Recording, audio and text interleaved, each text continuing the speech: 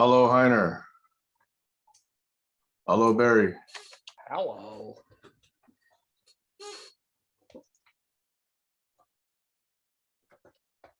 Heiner, visible. Pretty good. I'm going to make various people co-hosts. Okay.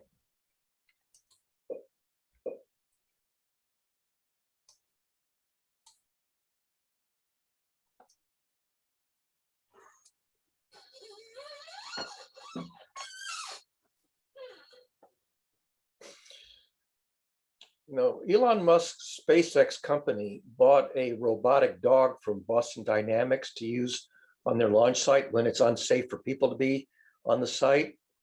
And they built a big dog house for it. And guess what the name of the dog is? I didn't hear yet. Zeus. Ah, There's interesting. a dog house that says Zeus, and there's this Boston Dynamics robotic dog that patrols the site when it's when they're doing tests that are unsafe for humans to be in the vicinity. I didn't see that article yet, but is that the dog that's been seen opening doors and getting unbalanced and recovering? It's a classic. It's one of their classic models of the four-legged robotic dog that walks on four legs and climbs stairs. I don't know that I've ever seen it open doors. I haven't seen that video. It's one where people sort of intentionally unbalance it and knock it, and it recovers. So it's very dynamic. That's a really old video. That's from several years ago. Yeah, but I was just curious whether it was that line of. Yeah, it's in that lineage, but I think it was the latest model that Elon Musk bought.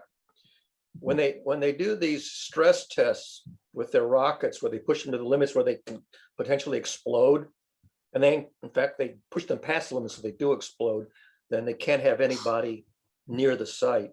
Right. I used to have somebody who designed those experiments for Lockheed missiles in space. Well, they would test these structures to failure and then gather all the data and do it again. Yeah, but they wanted to be able to wander around and take photographs, of the scene before it was safe to put people back on the properties. Yep. Also good for radiation infested places, I assume. Yeah, anything that the dog can withstand that human flesh cannot. Yeah. Heiner, you're still on mute. Hopefully that's intentional. Otherwise, just letting you know. So I have two questions I thought I would bring in case we were in a dearth of ideas to talk about. Okay. Which I don't think has ever happened. But no, we never run out of things to talk about. Yeah. Including nonsense. We talk about a lot of nonsense. Well, that I'm willing to let go, and I can then get additional sleep.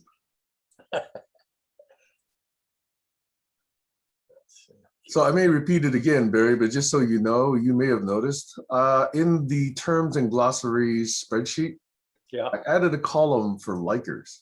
I saw that, although I'm not quite sure what you want us to put there, like only just check that I liked it or comments or what exactly? Yeah, I just put my initials. And basically what that means for me, and I'll introduce this later, is that I can work with someone who has this definition. That's what it means. Doesn't mean that you like it. It's only that you can live with it. I can work with, I can communicate with. Okay, yeah. That's not the same as like. Well, in Facebook, it's called likers, and every place else it's called likers. So it's got a very broad notion. Yeah. And if you say somebody can work with this definition, it's like, what does that mean? But if you say likers, people kind of understand what that means. Yeah, okay.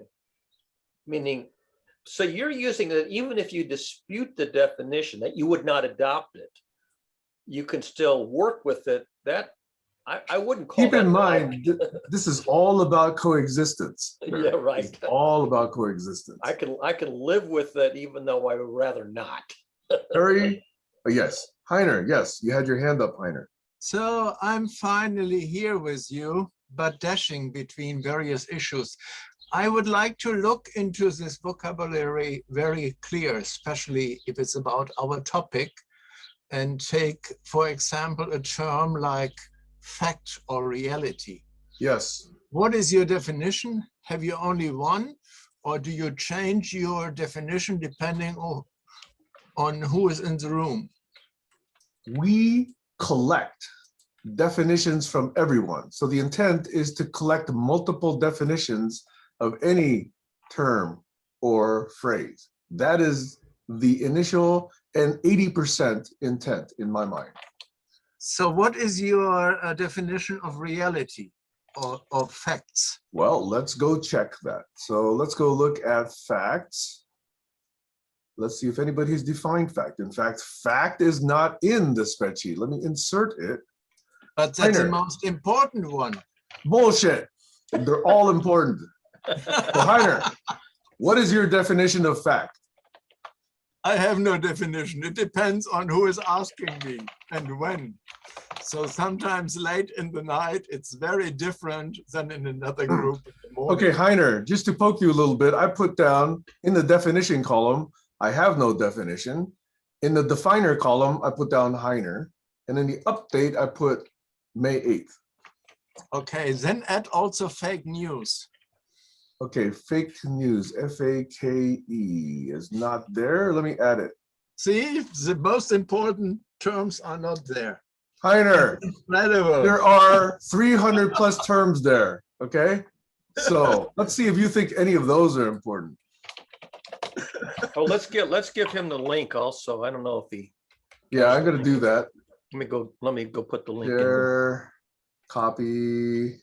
I just did it. Okay, good. This is this Google Docs that Yeah. Sam started a couple of weeks ago, 2-3 weeks ago, Yep. for clarifying our dissimilar definitions. Right. Hey, Heiner, there's only one rule I request that you comply with on this spreadsheet. That is, don't change what's already there. Just insert and add additional rows. But please do not change what's already there.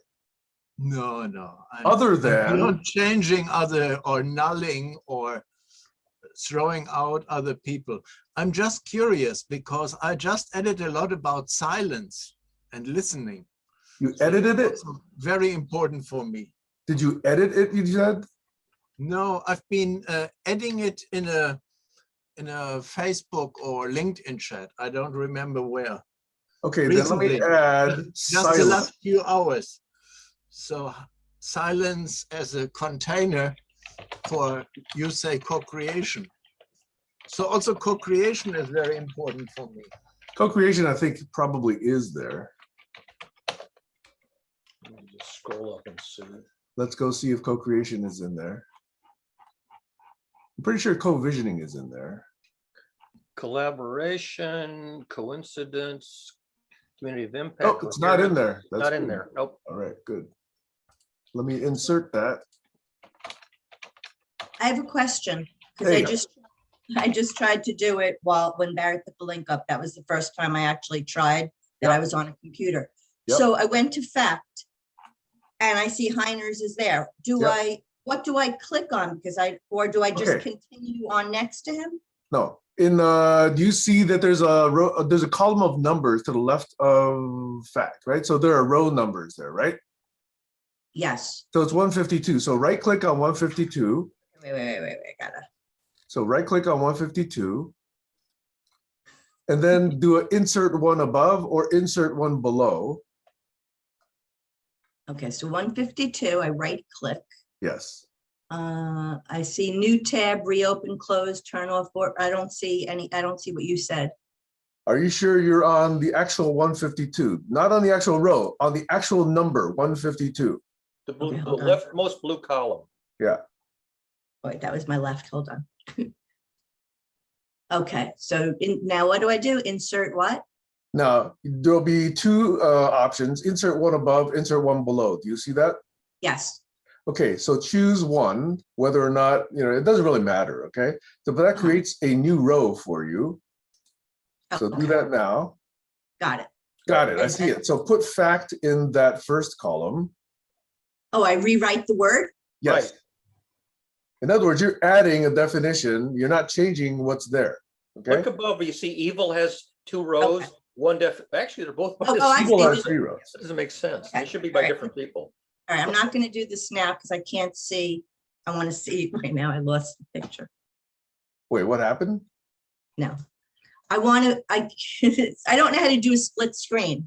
So I either can see what I'm working on or I can see you guys. And while right now I want to see you guys. No, But no, I no, will, don't look at us. Don't look at us. I okay? will do it. I promise. I promise by tomorrow I'm going to go through, I'm going to do it because words are important to me. So Right. I will put in the best definition for every word I can think of. Would you Great. like us to go ahead and put in the word fact and your name on the name column and leave the No, I definition? could do it. I No, can let do it. Stacy do it. Let Stacy do Okay. it. I just Let need to Stacy stick. do it. This is easy. I can do this. Exactly. Stacy can do it. Okay. So just wherever you want to, and you don't even have to worry about alphabetizing this, okay? Because I can alphabetize, every week. Okay. So just put it anywhere. No, I'm just going to go through the list. And if I want to refine something, I'll just Add a add row. a new line. Just add a row. Exactly. Also, Perfect. Stacy, look at the Yes. word fair just underneath fact. I have to Your go back. name is listed as the proposed definer of the word fair. I saw that and I don't know why. Because you led the moderation session last week on It fairness. wasn't about, oh, okay. That Okay. was the general subject, justice and fairness and Right. such like. Right. So we you'll notice want your justice, definition of fair. justice is line 224 today. Is it there also? Right. And so I only have one rule that I would like for people to comply with, and that is do not change what's already there, only add. A your new line, definitions. a new Okay? row. Yeah, exactly. With one very small exception, and that is just in last week, I added this column called likers. And that doesn't mean that you like that definition, but this is the Facebook notion of like. In other words, what I'm trying to get at here is when I put my initial in that like column, I'm basically saying I can work with somebody who's using this definition.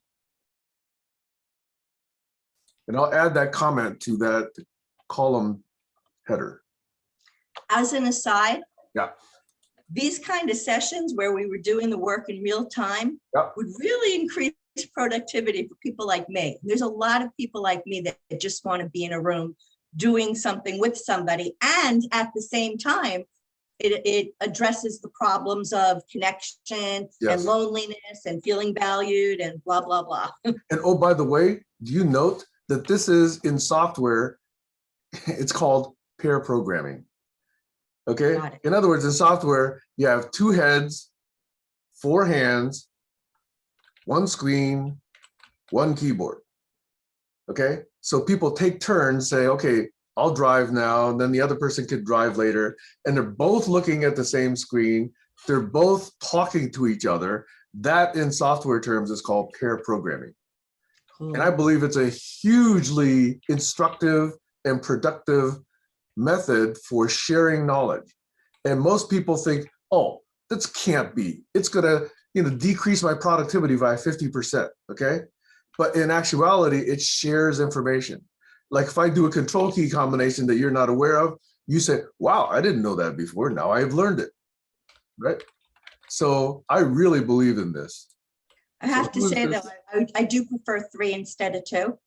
It just makes it easier if somebody has to like leave or come back, or it just creates, or you catch something that Right. maybe you wouldn't catch if there were only 2 people. Yep. Hey, a meta comment. There's a person in the waiting room called OH. I don't know who that is. Does Probably- anybody know who that is? Oh, Okay.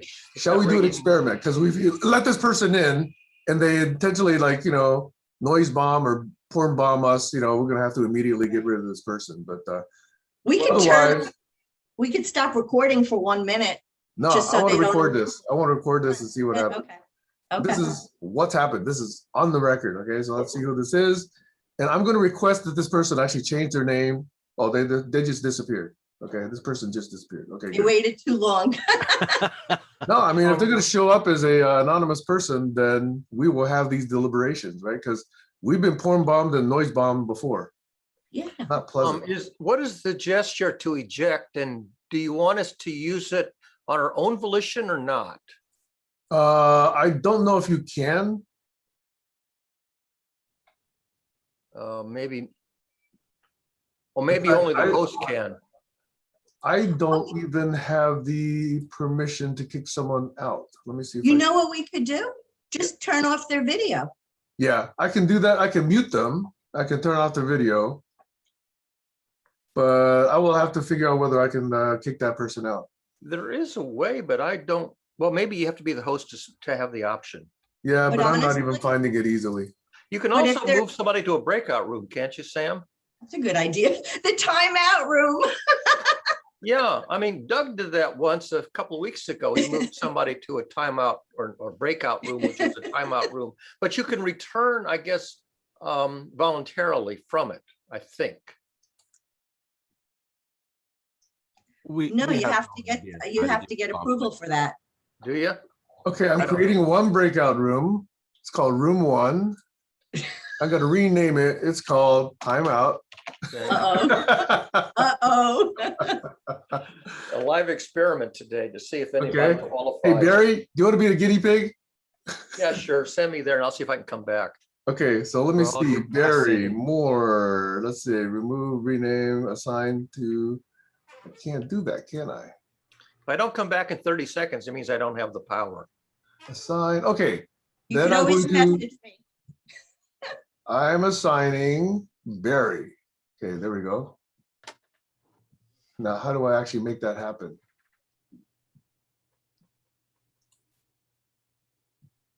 Didn't happen. Does Barry have to choose to go? No, I think you can send somebody there without their consent. So I just clicked on Barry, sending Barry to the breakout room, but oh, I didn't go. it's not even started yet. Recreate. Let's see. If I click on breakout. Oh, I have to room, open the room. You can join a This is breakout room. Horrible, horrible UI. Ay, ay, ay. Assign to room 1. There you go. Is inviting me to join. So I have to elect to join. But I thought, I have not now or join as an option. Okay. So I can't probably if force you had to the go. option- I can't Sorry? force you to go. No. So I Okay. could- Oh, it just came back. Oh, it just came back. So let's see who this is. wait, Can I- before you, or you can Yep. just turn off the video before you, and the sound before you let him in. So you wanna know who he is? That's true. Sound That's is true. automatic. Yeah. Keep your finger on the trigger. So let's see who this is. I suspect it might be Alex.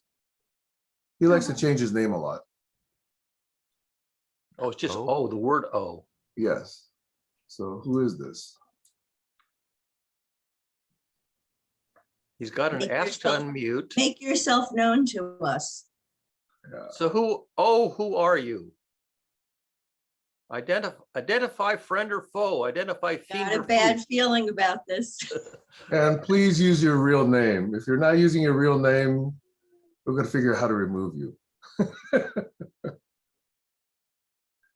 I did know somebody whose name was pronounced O, but it was spelled with 3 letters. Was Yeah, an I Asian know name. sometimes that can be a Korean name. Yeah, I can't remember the 3rd letter. No, they're launching, an attack is in the waiting. Okay, I'm putting this person back in the waiting room. They didn't Oh, yeah. respond. They didn't say anything. They didn't show their video. So I'm just going to remove this person. Oh, now there's the remove and admit. Okay, maybe that's what Doug had done before. Well, I don't know. Yeah, it turns out I can put somebody in the waiting room, but not actually, unless I can't figure. This is a horrible UI. Zoom has a horrible UI. It does. Oh, well. And by the way, you know that it now has real-time closed captions, but I think it's a premium third-party add-on. Well, hell, figure out, let's how to turn it on. Yeah, I have one weekly meeting where the guy who runs it has that feature available, and you can turn on real-time closed captionings. I'm looking As at the well- option right now. There's 2 options in closed caption. Assign a participant to type while we speak, okay? And the other option is that you can do exactly what you just said, give an API token to Zoom. An API then will connect with this third party, and they will actually then Right. try and do the real time. And I'm it- not by actually the signed way, up with a real party, third party yet. Yeah, and you can actually see the entire back transcript. You can actually open the entire history of the transcript as well as the real-time Chiron at the bottom. Does it inject into the chat, or is it a separate open window? It's a separate, it's Okay. separate from the regular chat. All right, well, let's see. We've chit-chatted for 19 minutes. We haven't even checked in or talked about topics yet. I did come with 2 or 3 topics just in case we were suffering from ideas to talk about, which I don't think we've ever had, okay? Okay, there is an Alex Reed waiting, so yes, I believe that was Alex Reed as OH. Okay. Maybe, we'll see. Shall I go ahead and admit him? You haven't clicked the. I just admitted him already. Okay, okay. All right. Yeah, I'm not getting the option to be able to do that. I You're may not not have made co-host. you co-host yet. You were the last to show up, so I probably was talking when you did show up. Yeah. So you are now co-host. Okay. Okay, all right. So would anyone like to check in?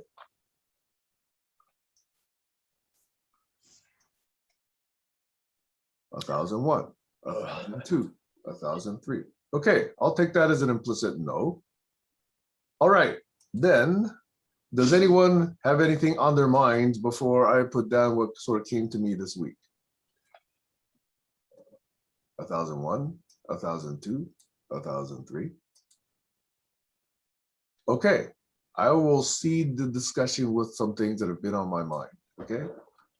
So first thing, and this is a minor logistical issue, is in the terms and glossary spreadsheet, I added a column, and it may be misnamed, but I called it likers, okay? And for me, what this really means is I can live with a definition that I see here. I'm going to add that comment later, okay? In other words, you don't have to, just say, this is my definition. I embrace it wholeheartedly in order to like it. Nobody does that on Facebook, I believe, okay? But it's just that, hey, I can live with it. I can live with somebody who actually uses this definition. So that's what I mean. So I've started putting my initial just this morning, okay? So I think it's only 1 or 2 places on that likers column. So if you see other people in that likers column, please do not remove them. Please just add your initials, okay? And that's the other rule, which is please don't change anything that's already there, okay? So that's item number 1. Item number 2, I'm trying to figure out who initially sent this statement, okay? The statement that I recorded is, the less critical our thinking and rational our emotions, the more easily we are manipulated by those who control information, words, narratives, sound bites, and memes. Say that more slowly again. Yeah. And that didn't make sense to me, okay? I think they meant irrational, but let me say it again. The less critical our thinking and rational our emotions, the more easily we are manipulated by those who control information, words, narrative, sound bites, memes. To me, that statement didn't make sense unless rational was changed to irrational. I also want to say something that I noticed one time that I didn't say because I didn't want to embarrass anybody, but we were using the term critical thinking. Yes. And most of us, I believe, at least I was thinking of critical thinking as a way to really look at all sides of things and, look at all the nuances. That's what I was thinking, critical thinking. And this other person took critical thinking as being critical of someone. Yes. And Yeah. had a negative undertone. So I just want to put that out there too. Do you recall the moment, if you're not willing to say who it was? I don't recall the moment. I don't.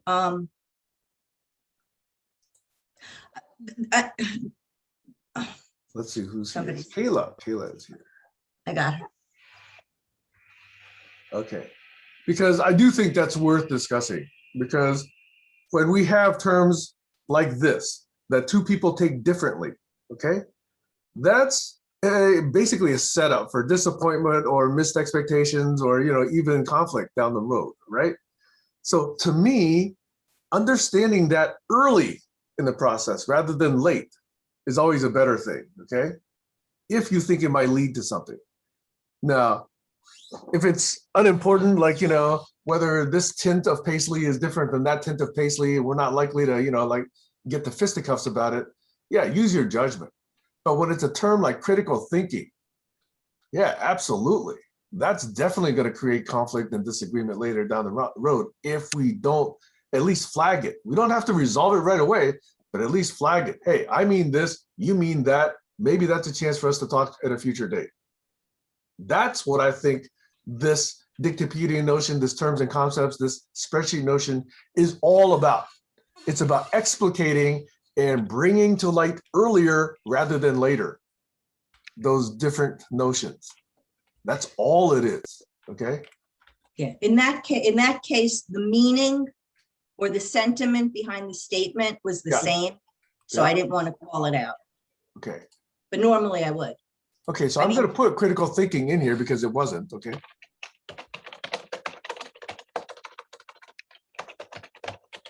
And I'm going to invite you to define it, Stacy. Okay. Okay, so it's there now.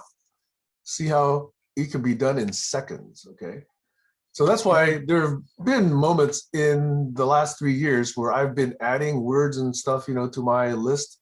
But now I've just decided to make a GCC version of this so we can all do it, okay? So that was idea number 2. And I'm still wondering because that statement does not make sense to me. But if you replace the word rational with irrational, then I might be able to parse it, okay? All right. So the So issue that's- is, the issue is the term rational emotions is sort of an oxymoron. Is that what you're saying? Yeah, it really starts by saying the less critical our thinking and rational our emotions, the more easily we are manipulated by those who control information, words, narrative, sound bites, and memes. And I saw that somewhere and I noted it and I forgot who said it. Okay. Okay. All right. Can you put it in the link? 'Cause Okay, I still will gotta read copy it. that. Thank And you. does anybody want to take credit for that statement? I don't know if I ever said it, but I know I get a lot of typos through dictation. This is why my request to you, Colin, is please review what you are putting in that text box before you hit send. You don't Most do times. that. You often do not do that. In fact, every day I see dozens of, you know, mistyped words, you know, wrong grammar, incomplete sentences, whatever. That's And my personally, process. for me, I'd be able to understand you a whole lot better if you actually reviewed what you decided to send. You're reading the wrong stuff, Sam. No, I'm not. You're sending it hundreds of you times, Colin. I can show you reams and reams and reams of this, okay? So it is No, I happening. know there's a lot of typos, but if I'm going to contact you about something specific, important, it's not going to have typos. So don't worry about it.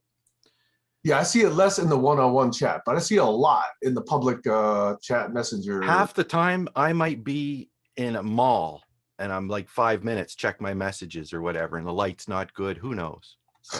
But maybe I should. This is why I but that's removed myself but that's from that's that not segment. not in my publisher's stream. That's in my try to catch a fish while we're here stream. But anyway, on we go. I apologize for that, and I try to catch it. Okay, It's annoying as hell. This is interesting. Did anyone else here understand what Colin meant by catch a fish stream? By what? Catch Say the a phrase. fish stream. Catch I a wasn't fish paying string? attention. Yeah, Colin used exactly that phrase right now. See, this is an opportunity to really figure out, Yeah. does Colin really want to use words that we understand? Or Catch is a Colin fish using his own string? lingo? Okay, I'm using you as a case study here, Colin, okay? Well, in fishing's really big here, and everybody's getting excited about fishing. So if you got 5 minutes, you can Yeah. always stop and try to catch a fish. That's what it means. See, Was it Uh, string or stream? What's the third word? Catch a fish, string or stream? You can try to catch a fish if you got 5 minutes to spare. Yeah. Or read a thread and swim some thought ideas or whatever. But yeah, it's very interesting. And I really like the topic today about terminology. Let's continue on.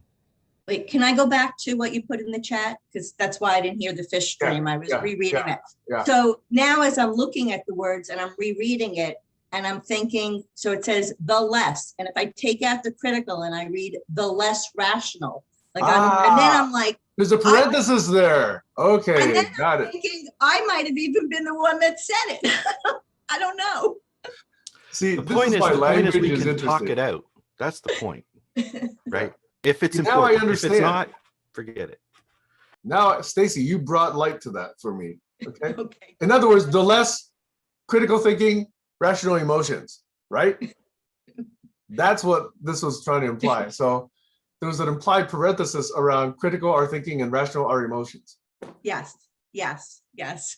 That's what I Damn think. language. Okay. Yes, Barry.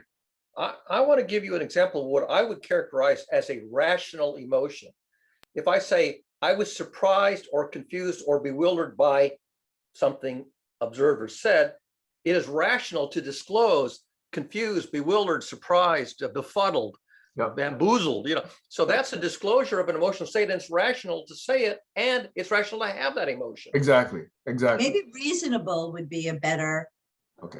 word, reasonable. Anyway, ding, ding, ding, ding, ding. Stacy decoded it for me. I'm no longer on that topic. That is, thank you very much, Stacy. We should fix it though. Well, I should have recorded where it actually appeared and impinged on my consciousness. Okay. However, it does tie into manipulation, because if somebody says something that they anticipate will be received as surprising or confusing or bewildering or befuddling, if they're doing that intentionally, then I think that is an example of manipulation. Because you're presenting something that somebody's going to have an emotional reaction to, even though it's a predictable one. It's not a constructive thing, because you're just going to leave them kind of out in the woods, in the wilderness. Why would you do that? I just watched a video about all this power and control. It was by some guy named Green. I was just kind of blown away with the possibilities of that being the way that humans are. Isn't it just human psychology? It was nasty. I mean, what do you think marketing is? Yeah, exactly. Well, this is marketing. The 81 Maxims of Power and Strategy by Robert Greene. Really, what is marketing other than applied psychology? Yeah, indeed. So it's all context. Alex, you had your finger up? You're on, or your microphone's probably not working, Alex. I don't hear you. Does anyone else hear Alex? Yeah. Nope, I do not. Alex, you're not broadcasting. Not audio anyway. We just see a thumb up and a mouth moving. No Okay. audio from Alex. While we're waiting for Alex, let us welcome Ms. Caroline. Hey, Kayla, how be you? I don't see her. I don't see her video, does she? Oh, she departed. She's no longer with us. Well, wait, I didn't say that right. She's no longer in the session. Sorry, bad choice of words. Heiner, your mouth is moving, but we also do not hear you. But he's Are you on a muted. different session? Is Heiner talking to someone else? Oh yeah, he must be talking to somebody else. He does He's that a holding up lot. a stuffed elephant. Yeah. Right. I don't think that's for us. He's probably talking to somebody else. Unless it's a puppet show we're missing out on. So should we guess what he's talking about? I'm What gonna is- say He's talking about this. disagreement I think between an he's elephant moonlighting. and something else, I think. I think it's about Yeah, he's waving nonviolent goodbye. He's probably communication. talking to Mahendra or somebody like that. Heiner, we enjoyed the visual, but we can't hear you. He's part of a think he- children's I don't program. think he has He- our I think audio he on. muted us. Yeah, He must. I don't He think has- he's hearing us. Heiner's not hearing us. Yeah, because he was talking to somebody else. He had to mute He's us. fixing it now. Heiner, Hopefully- can you hear hopefully us? he If knows you can we're hear us, here. please blink. Yeah. He's not hearing us. This might be the time to turn his video off. Yeah, no, I'd leave it on. Nah, yeah. It's opt-in. It's opt-in. Now There he's he is. looking. Now he's looking at the camera. So maybe Everybody Heiner, wave to Heiner. You hear us? Heiner, Everybody wave to Heiner. Heiner. Heiner. We can't hear you. Everybody wave except for Heiner, we Heiner. can't hear you. Everybody wave but I don't Heiner. know that he's I don't- here. he's not even looking at our screen, I don't think. He's I don't looking think at he our sees her camera. here. I don't know what he's doing. Okay, all I right. He don't does think his 3 or 4 Zoom things windows at up. once, though. Yeah, well, that was fun. He multitasks all the time. Okay, here's my next question, and this is the one that I think I would actually like to engage in either today or some other time, okay? We've had a 3.5-year journey, which I think is rather lengthy, okay, to come to 2 basic themes that I think we're circling, we're orbiting, and we're probably about ready to adopt, okay? And one is focus, the other is agreement. You guys are probably tired of these themes, but until we really actually adopt them in some real sense, I'm going to keep pounding on this, okay? So here's my question to you. If we accept that these notions are useful in conversations, the question is, how willing are we to challenge each other to stay focused and on topic?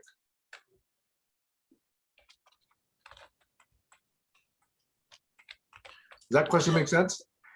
Yeah, except it's oxymoronic, because if you challenge somebody, then you're actually departing from the focus to talk a meta level about the lack of focus. So Maybe, but that's always necessary if there's a distraction, right? So let's say there's a stream of conversation and somebody decides to go off on a tributary. If we actually say, hey, please, let's refocus back on the focus, on the original focus, that actually serves the focusing function, even though it's a slight distraction away from the actual meat of that conversation, right? If you don't stay and you don't acknowledge that there was a distraction and that person continues to do this, isn't that going to generate more distraction? So that's why I ask the question this way. How willing are we to challenge each other to stay focused on the topic at hand? So, oh, go ahead. So wait, time out. Is that a valid focus? I don't want to assume it is. I want to at least get some agreement that maybe that's a valid focus, because I'm only positing it right now. We haven't yet adopted it for discussion for today. But once we adopt it, then there would be reason to focus on it. You see that? yeah, Okay, so discussion about topic. Is it an okay topic, or would you like to talk about something else? It's an okay topic to talk about. maybe not for 2 hours, but for some amount of reasonable amount of Some time. amount, reasonable amount of time. I get that. Okay, so I get Stacy and Barry and me. Anyone else? Alex, can you broadcast now? We still can't hear you, Alex. I still can't hear you. If he can hear us, he can type in something into the chat. Do you have a And- microphone hooked up? Do you have its sensitivity yanked up? I typed yes, so he can at least hear us. Yeah. Use the- Right use the now, he chat actually muted himself. use 'cause I the see- chat until you can get the audio problem fixed. Okay. So Heiner, did you hear the topic? If yes, please give us some indication. Heiner didn't hear the topic. Okay, so you heard my question though. The topic is this: given that we are valuing focus and valuing agreements in conversation, okay? The question I would pose to you is, how willing are we to challenge each other to stay focused and on topic? That is the proposed topic for today. You're nodding your head. It's a too big question for such a small mind. Bullshit. I call bullshit. That was a distraction. The reason I think it's worthy of a conversation is I think the answer is going to depend. Yeah, think- it's going to be nuanced, and we're going to have to come up with protocols and behaviors and, allowances and tolerances, and we'll see. Hopefully not penalties. Colin, we haven't heard from you about this. Yeah, that was psychic because I raised my hand the millisecond you said my name. That was really weird. I like the idea of the fact that before you ask that question, you say, which kind of a conversation do you want to have? What kind of a format or a protocol? So there's somewhere you don't want interruption. There's somewhere you're kind of doing lecturing, question and answer the second half. You have somebody who has some knowledge. So we do a lot of those, right? Those are good. And I think focusing and helping the person should be what you're doing, not really trying to sell your own stuff at that moment. So active listening means you want to be critical, but I don't think you want to be critical to the point where you distract away from what the message is. So, and that, I think that takes time in a conversation like that. It's not really a one shot. You might have to review it and then people decide, well, that input was useful. I changed what I was saying this way. So it's sort of like an editing process, I see. So how much editing do you need to do? How much do you need to do to produce the idea? And that should help you decide what kind of a container you need to have the conversation. whether it's ping pong, interrupting, lecture, 5 courses, 10 minutes, tell me what you got to say in the elevator, the 30-second pitch, which conversation are you in? And are you aware of your message? I think that's number one. As we try to design and think our ways through this combination of conversation and human concern for the planet, and a global mindset and living local, it's a challenge to be able to compartmentalize the different things that matter. So and I've been doing a lot of interesting reading lately about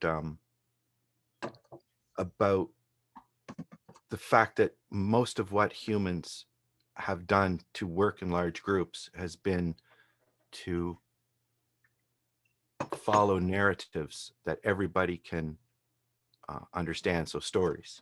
So are we telling each other stories? Do we know what stories that we're trying to tell? And are we interrupting other people's stories unnecessarily? That kind of thing. Or are we active listening to help them get their story better understood? And the word for that to me is coming down to steel manning. And I won't talk about, but there's an interesting thing you could ask me about whether I think religion is necessary or whether it's an wait, arrogant statement. time out. I don't want to get into The that. question is, how does that relate to the topic? I'm trying to do what I'm asking Yeah. about. Okay. So focusing I is got you for a matter of while, but then you context. sort of wandered off into this. And the minute I hear this religion topic, it's like, Yeah, no, that's Colin's why going there I again. was done, but I'm You capping it weren't off done. of that.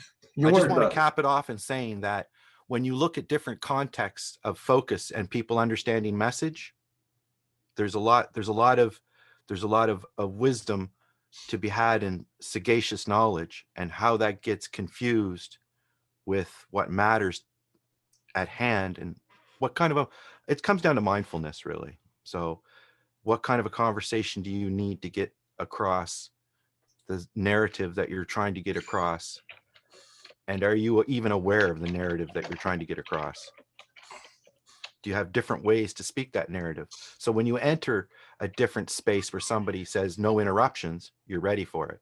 Or if you enter a space where somebody says, we can talk back and forth and you can be more lively. So you know what you're talking about, basically, or your focus. And to me, that's the word is the premise is what I come up with in the idea of fair conversation. So if you have a good premise and a good container with listening skills, it should go good. If you have manipulative people, you don't know what's going to happen because their stories might be manipulative. I'll just put it there. Okay, thank you. I think I see the connection there. Heiner. Yes, you see, it's like hot and cold, heaven and hell for me. Our style here, and we are struggling in GCC, is very much fight and words and long talk. So that's why I always introduce the 5 minutes or the 8 minutes and the 1.5 minute. I'm presently in a session with 150 women and I'm the only man. And it's a totally different style. And in this environment, I was sending this document to Barry.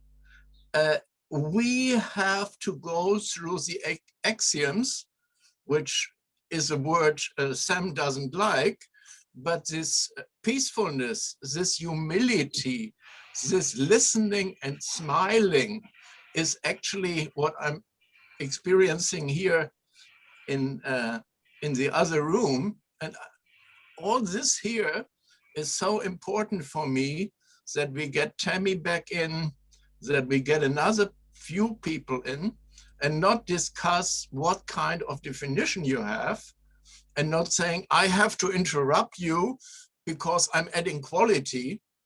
That is actually no American Indian would ever tell in a group.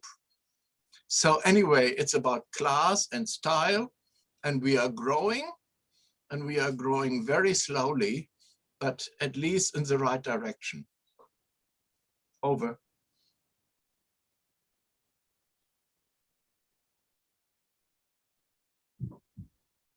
Go ahead, Barry. I'm just, okay.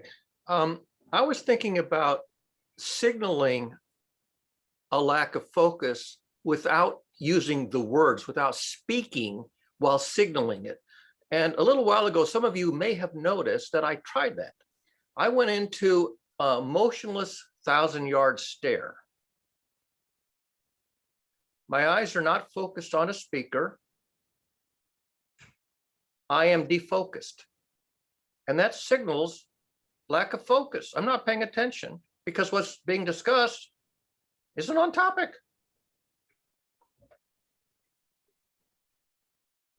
So I'm just going to say it, being the only woman here. What I've noticed is that the men in this particular group don't really seem to care if other people aren't paying attention.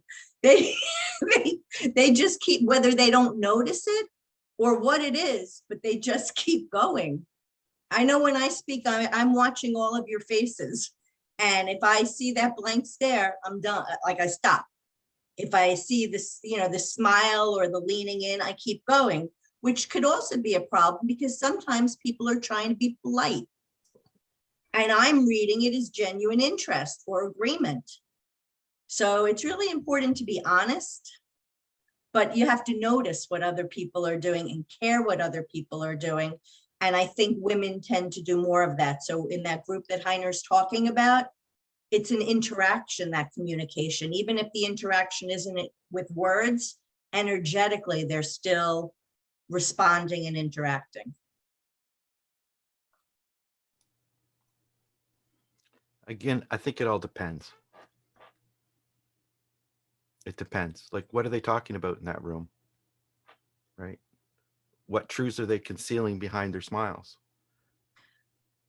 That's not the point I'm making. The point I'm making is that it seems that with women, they are more focused on the response they're getting and they moderate their behavior to the person they're interacting with. And what I've noticed is that the men, particularly in this group, they just have an agenda to get out what it is they want to say, and they're going to say it. They're going to take as long as they want, and they're going to keep going. And that's it, because they know best, and it's for the greater good. Right. And if that's the premise of the conversation, then it's within focus. And if it's not the premise, then they should be asked to say if they'd like to speak about that on some Saturday and come and present it. And the people who are interested, who want to put their time into that, could come and watch. I'm under the impression now that if I want to produce something to show here, I should produce something to show here and not just try to wing it, because like you said, Stacy, there's not that playful atmosphere, I don't think, for a lot of different things. There could be, but it does seem to be a little, unless you announce something and prepare for it, it doesn't seem to go like the women's room, just defocusing, like everybody doing a little thing, what they're doing. So that's part of what I'm hoping to do, is map out what those little things are. And then we could go like concerned teammates or members. And, I think Sam had a COI thing where you find 2 people that you can rely on. So if there's 2 people in this group that I've found that are giving me encouragement and listening to what I'm saying, then that would be great. I don't expect everybody to do it. And I think there's also biases, right? So there's some people that are going to be biased to what I say because of what they think. So I think that's why the terminology is a mature way to get to it. And Heiner says, well, those biases don't matter. We're just going to skip over them with smiles. I don't know if that's what he's saying. I'm putting words in his mouth. But I'm saying there is a time to be serious, right, Barry? And there's a time to look at the human aspect and the empathy, where the facts don't matter as much as what the human is experiencing. And that's a difference between Sunday and Saturday, where I think Saturday we're more about staying focused on a topic, and I hope I don't offend anybody, where on Sunday it's a violation to say anything offensive, perhaps. I don't know. But they're different containers. Go ahead, Sam. I'm going to talk about my own experience here, okay? We started this really late 2017. I believe that we had then what Heiner is experiencing now in that group of 150 women. We had this enthusiasm that people wanted to get together. We wanted to do some marvelous, co-creation of the future. We wanted a new governance model. We wanted to accept everybody. We wanted to hear from everybody. We wanted everybody to have their time, their say, their voice. We wanted to recognize everyone's humanity. And I think that was a necessary phase. Without that, without recognizing people's humanity, it's less easy. It's more difficult to actually care about what they say. That's my experience as well. In the 3.5 years, with some prompting from various of us, whether it's Jaswinder or Colin or myself or others, we have gotten to be more than just shallow acquaintances. We've come to know each other in some ways, each of us differently, okay? Deeper than just the initial smiles, the initial, hey, I'd like to get to know you better. We've sunk into this deeper layer of what I would say, choosing a word from Jaswinder's terminology, real conversation. Well, we're not just trying to be polite to each other. We're really trying to understand each other in some deep way. That takes time.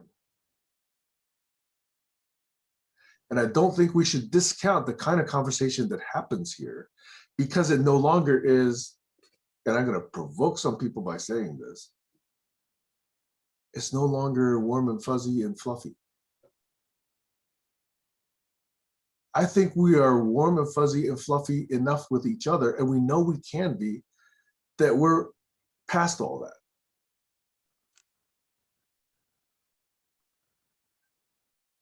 And I say this potentially contentiously, because I think only by really getting past it can you really look at potential misunderstandings and disagreements. Because if you're always trying to make nice, if that's a potential disagreement or misunderstanding, I'm going to stay away from that. I'm not going to run the risk of, raising someone's ire by saying, is this really what you meant? So I think there is a maturation process in groups, which is, oh, by the way, why I do not announce this every bleeping week. People know it's happening. If they're interested, they'll come. I post these things every bleeping week. It's not like people are not aware that this is happening. But the people who come because of the nature of conversation that's happening here. And maybe also despite it.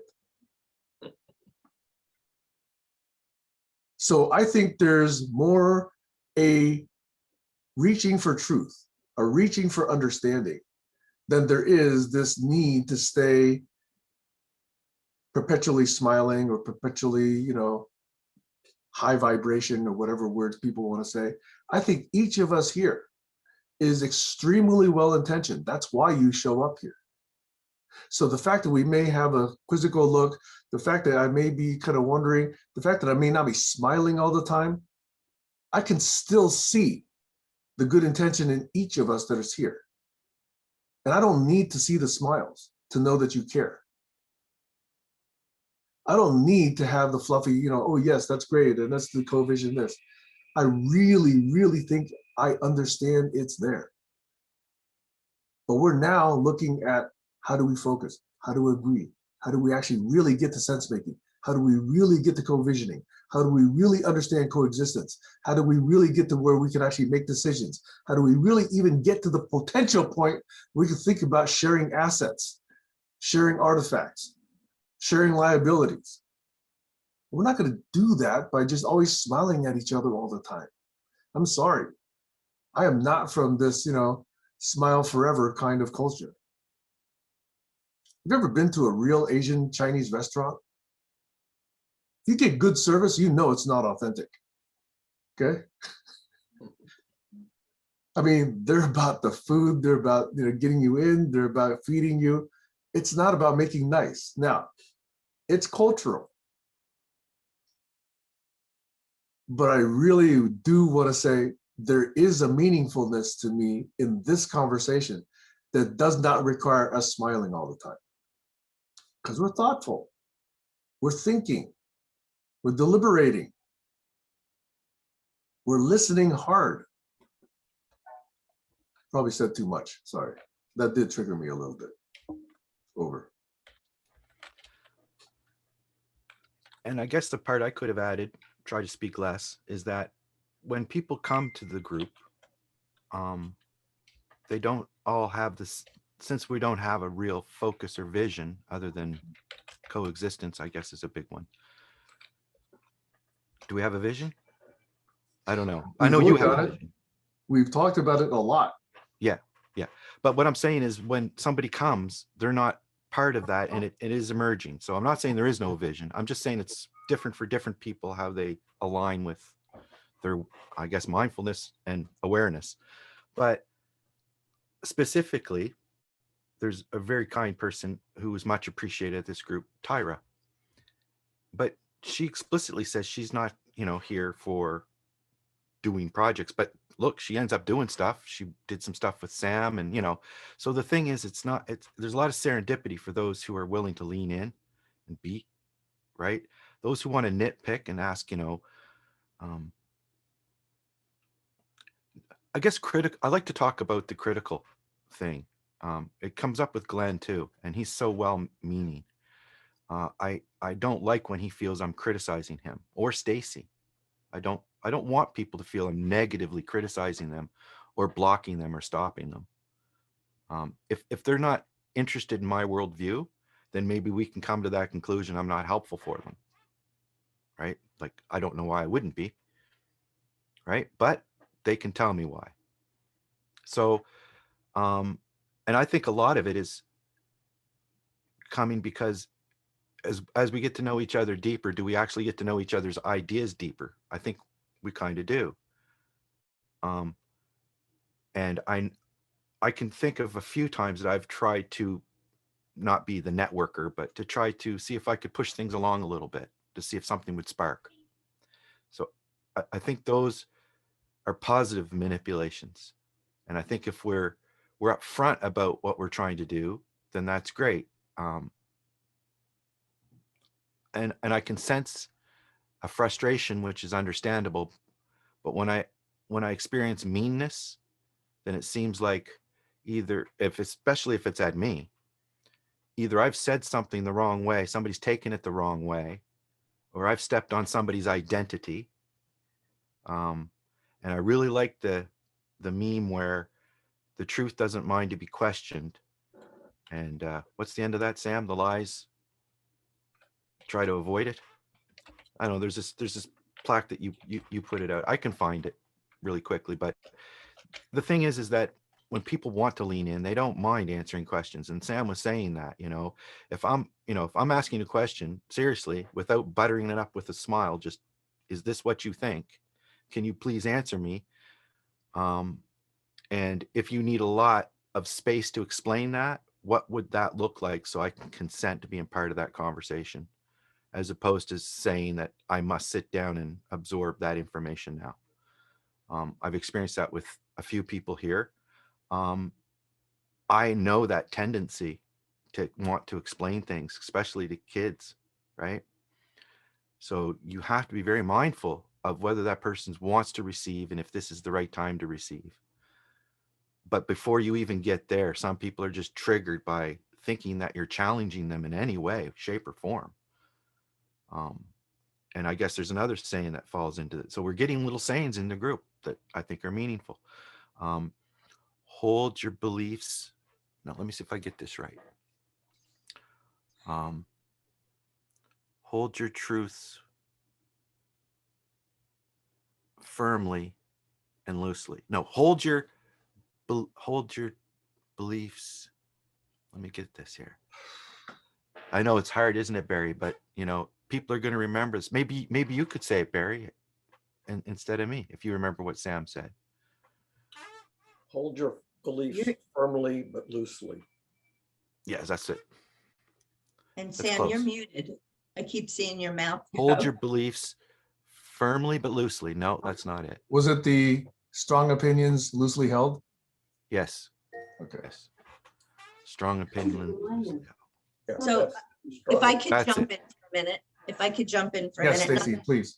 Not to make this sound too much like unblocking, but I just want to address Colin. You know, it's not that I feel criticized or that I can't speak for other people, so I'll stick with me. But sometimes I feel that you block a possibility. So I don't mind if you don't hold open a possibility or if your opinion disagrees with something, as long as you don't block somebody else's possibility. And from the way I see it, that tends to happen. I Also, would like an example of that. I've asked for it. I can block my possibilities. I don't know how I can block your possibilities. What did next thing- Heiner hold up at the Wait, beginning? Stacy's still speaking. The other thing I wanted to bring up, because I remembered a topic and it kind of fits in, is the way we question, because Colin, you sent me that thing on PC Myers. And I forgot, that's what if we have some time towards the end of this, I really want to discuss that, because he does everything we shouldn't do in terms of leaning in. And I know he's a respected biologist, but as a communicator, I would like to illustrate all the wrongs. He doesn't have a lot of followers, I noticed, which is And strange. there's a reason. Sorry, I'm done. I'm done. Sorry, Barry. Who remembers give you what Stacy. Heiner held up at the beginning? When he turned on his camera, he had a couple little artifacts on a little The shelf. hourglass, What was the it? time, the hourglasses? Yes, he had a couple little hourglasses, a 5 minute, a 1.5 minute, and an Timers. 8 minute hourglass. Does anybody recall why he demonstrated those hourglasses? I think his point was some of us talk too long. Aha. And what happens when somebody talks too long, Stacy? What does that block? Other people talking. Other people's chance to have a little bit of airtime. That's all. Right.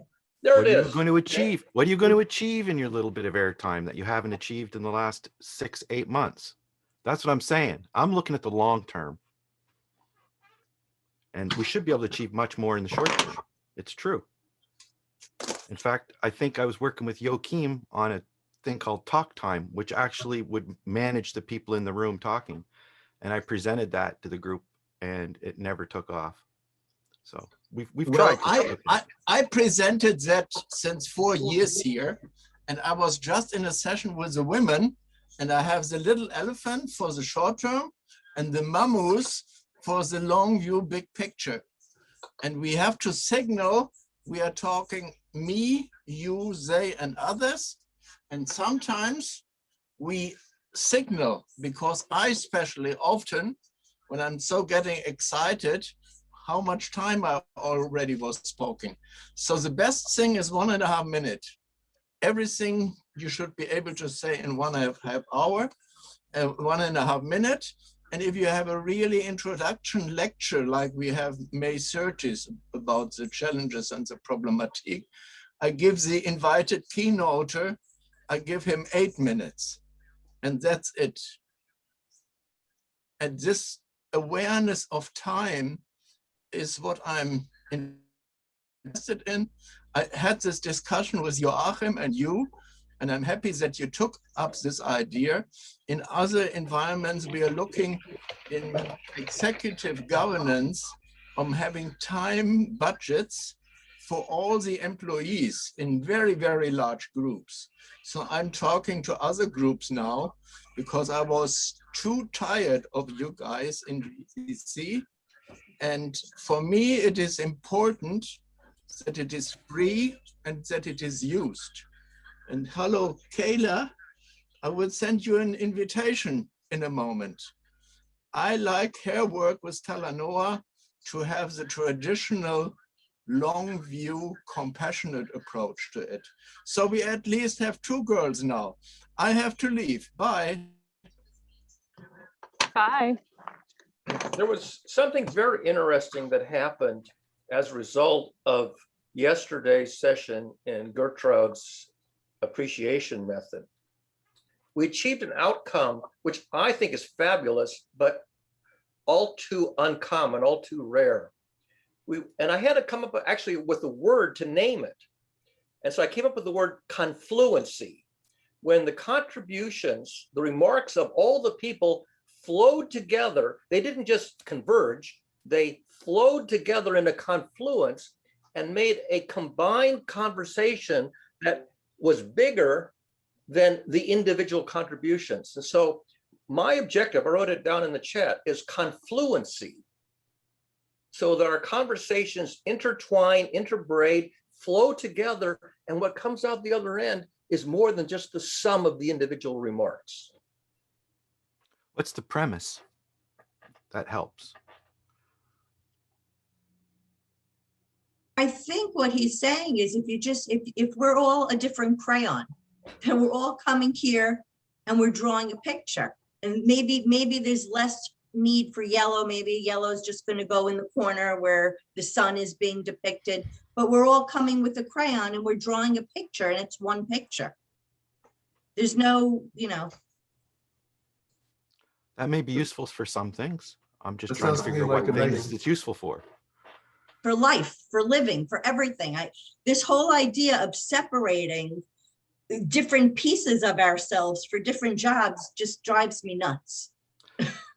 I don't know about that. I do believe there is know you such a don't. thing as a professional persona and political correctness and diplomacy and smiles that you use as social tools to get along. And stories are the biggest one. You tell each other stories. You go into a room and you tell each other stories. So what is our story here? You know, Heiner saying we waste time. That's a big part of the story. We should, I think it's really simple. I think there are yes and people and yeah but people. That's it. Yes and yeah but. I'm a yes and. I want to find the yes ands. That's I it. think Simple. in a kitchen, when you're making a recipe and everybody says they want to put stuff in, it's different if you're making a stew or you're making a particular type of thing. And as soon as you put a particular ingredient in, you've changed the whole thing. Does it need to be changed?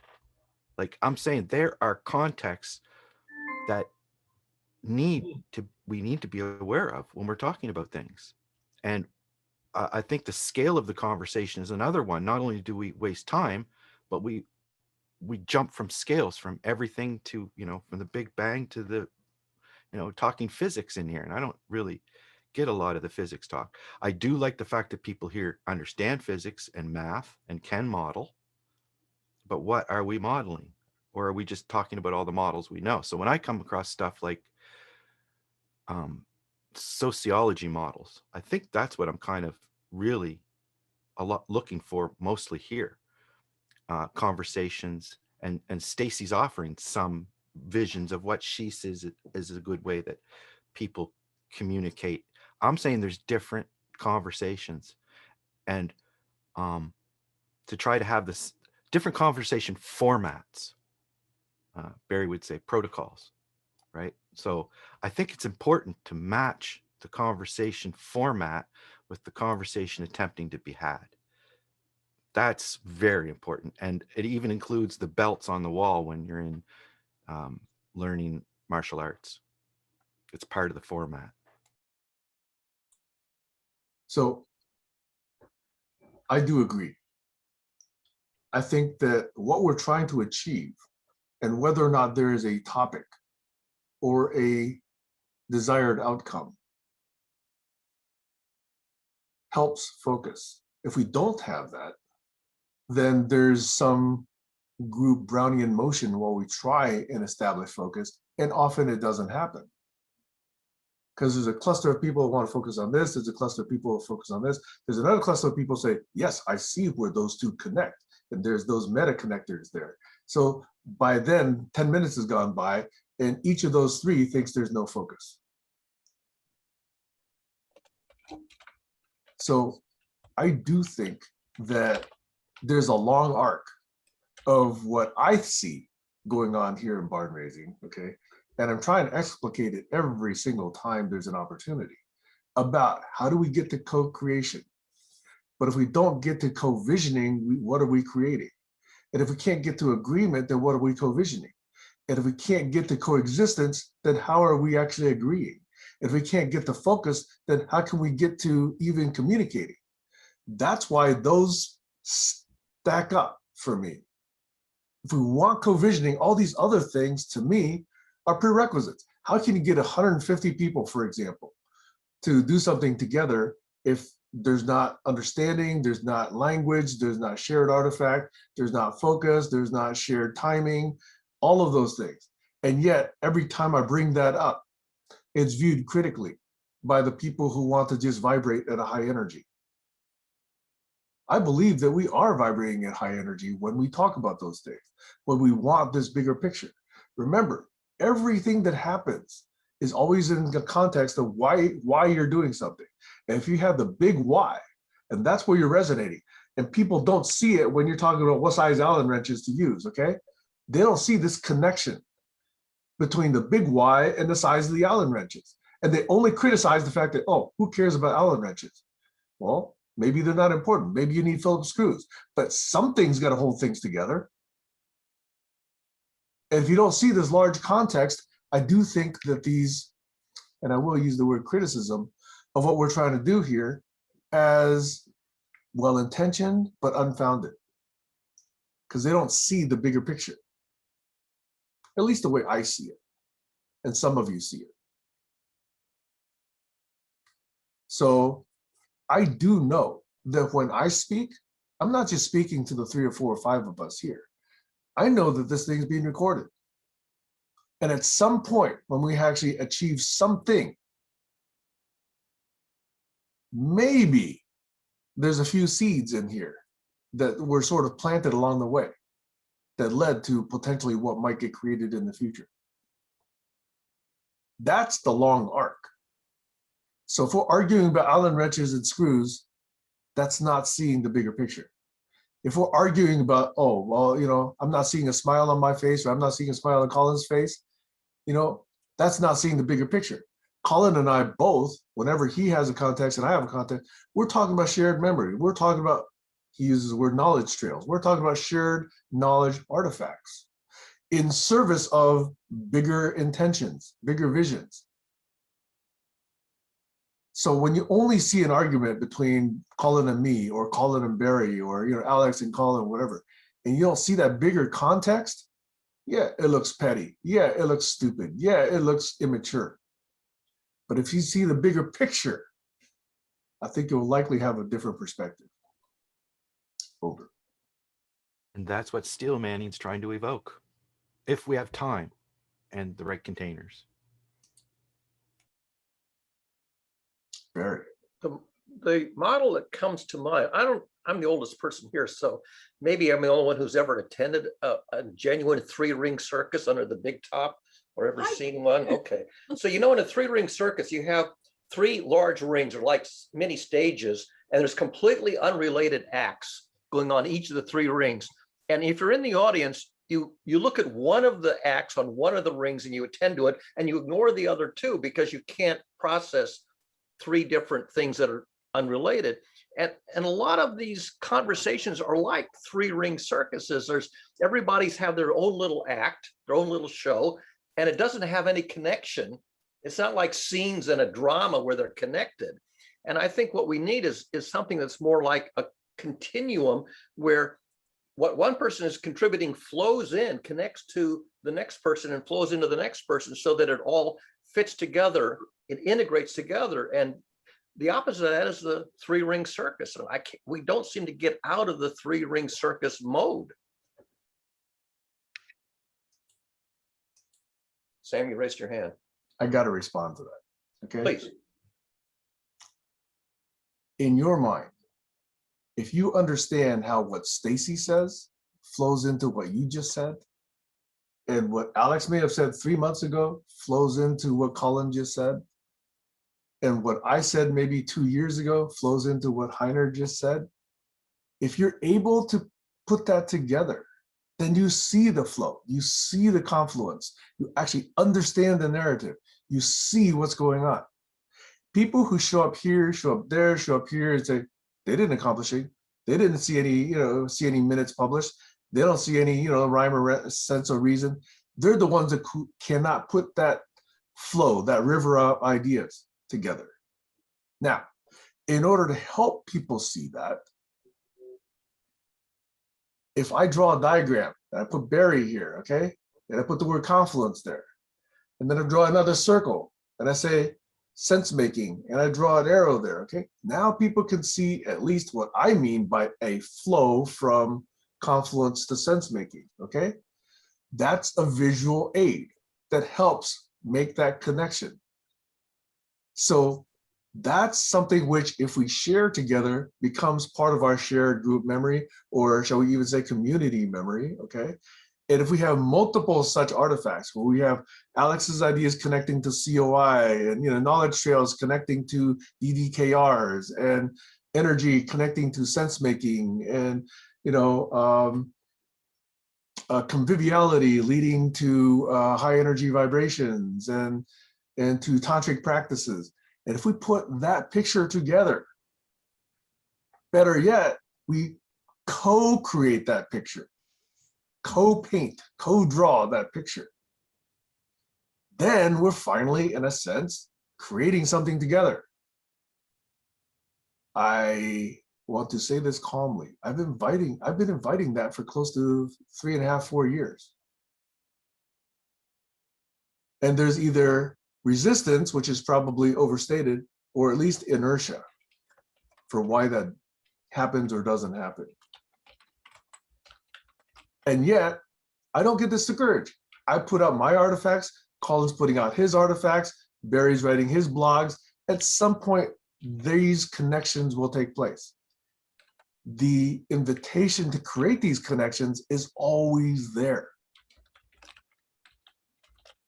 So for people to not see that, for people to bounce in and bounce out with an easy critique of, oh, they're not doing anything.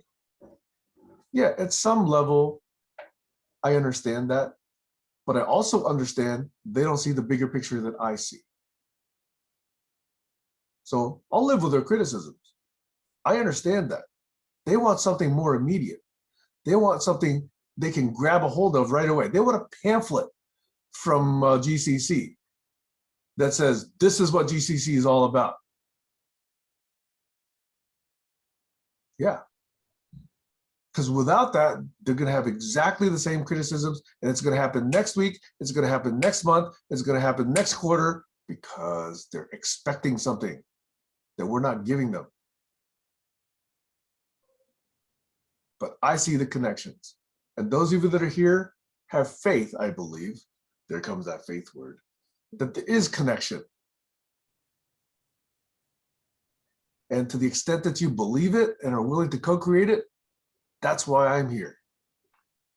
Over.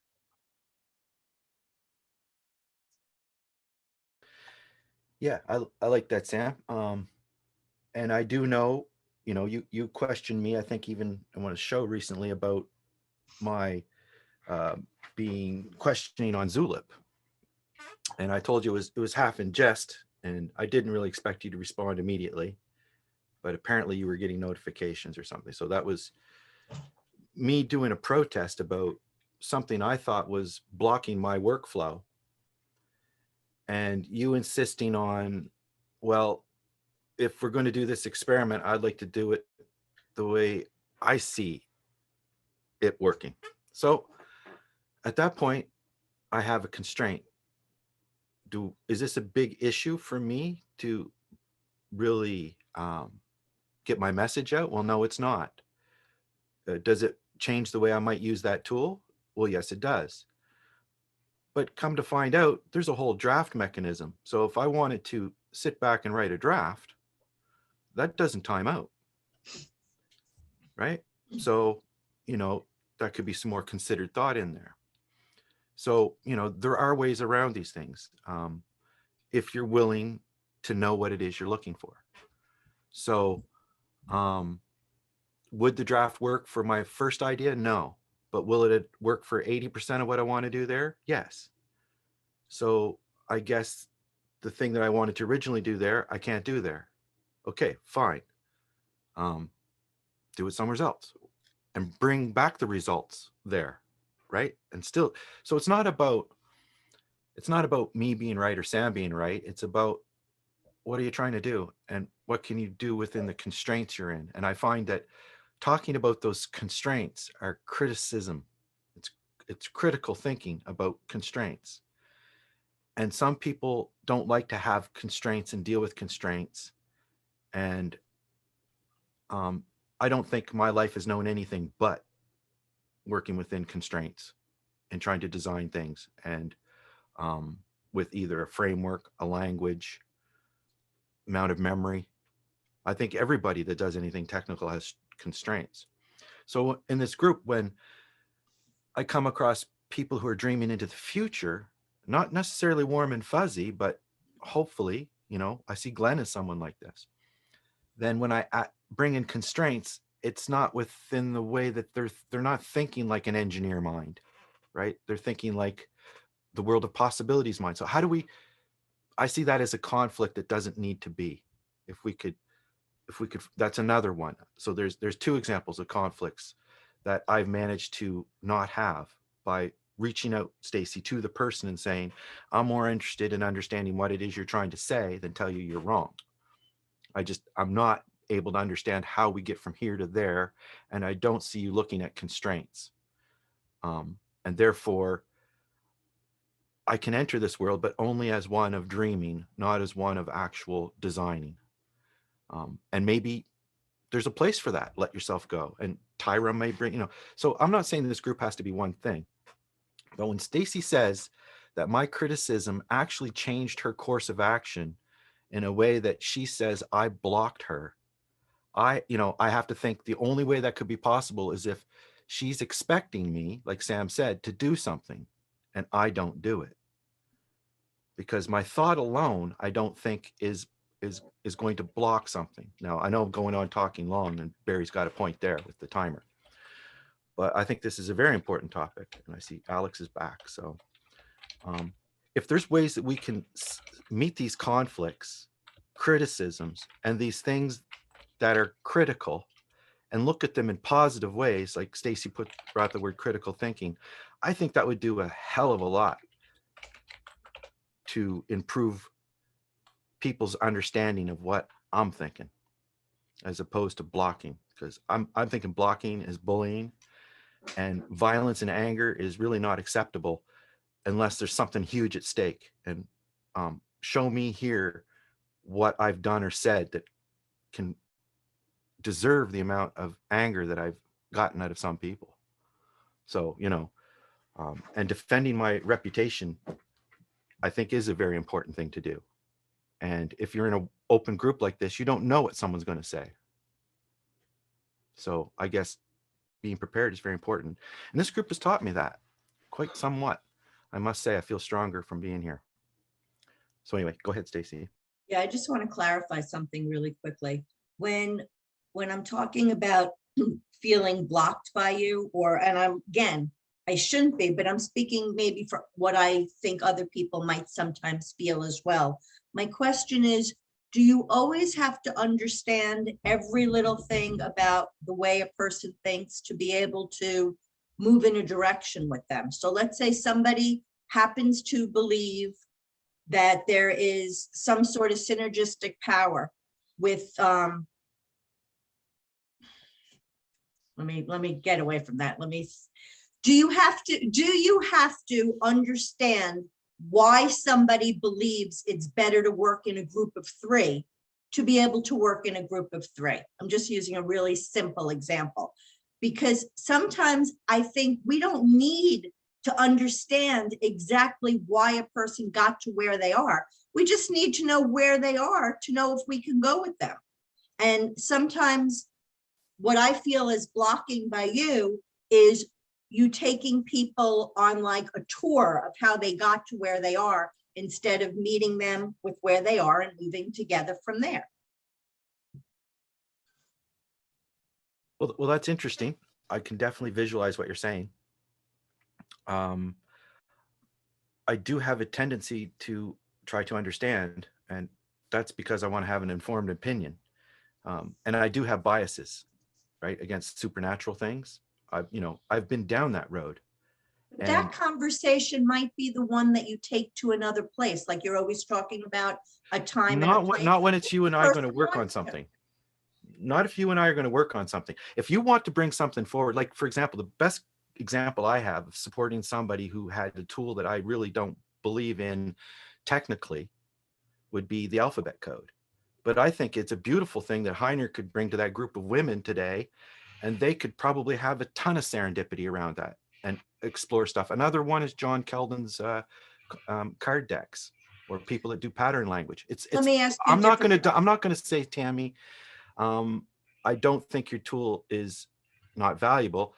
In fact, I can even think of ways that I could write software to get rid of duplicates and make it even maybe, would this be helpful to you? But do I think that the alphabet code is actually something that came from the universe to her in a dream and is going to save humanity? No. All right, but that's not what I'm asking you. So just Right. the yes. Do you think I'm a fair conversationalist? When you and I speak, do you think One of the fairest I know of. Okay, thank you. So with that being said, isn't that all you need to know at this point to have a conversation with me? Do you Sure. need to know exactly, well, this is what I'm saying. And Yeah. sometimes you go into those other places. I don't want to debate the existence of God with you. That shouldn't matter. Me neither. It should matter is that you think that we can have a fair conversation, in my opinion. Totally. I trust that when you are interested in finding out the truth, you will put your opinions and biases aside to try to look at the other person's point of view. And I can't ask for more than that. Well, thank you. That's a great compliment. But I don't know if you can accept other people doing that to your ideas as easily as you can do it to other people's. It's always harder If to you do it as ourselves. well, I could. But I think that is the point. How do we, am I a militant atheist or an atheist with some really good points? Sam? I just want to note that Alex is trying to speak again, so I want to see if your microphone is working. I'm testing. I'm It's speaking. working now, Alex. That took 76 minutes. This issue. No, 86 minutes. All right. You got your hand up first. I did, but I'm willing to let you speak first because you've not spoken at all yet today. All right. Somebody said that there were issues coming up about the way we have conversations and the fairness of the conversations and the idiosyncrasies of digging into complex rabbit holes to unpack a person's religion or faith or spirituality. And I think those issues are what's blocking us from progressing. I don't care what a person's religion is. If it's their issue, it's their personal belief. And as far as I'm concerned, if they are willing to be on the humanitarian side, they're on the right side. If a religion they're in is manifestly evil or fundamentalist, it goes by the book, then it's not it's anti-science, and it's a traditional belief based on superstition and fear of the unknown. About a creator they call their whatever name they put on it, a god or Jehovah or whatever it is. So a superstition isn't good, not based on science, but a belief in community is good. A belief that we can cohesively come up with something that's rationally intact and can survive the scientific scrutiny is good. It will work with a spirituality that's based on a combination of things that people experience, because the human, the world is always the same when you look out the window.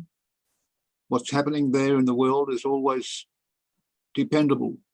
But what's happening inside your mind is a rabbit hole. There's a rabbit hole in there, but if you want to go into it, it's bottomless, like a bottomless pit.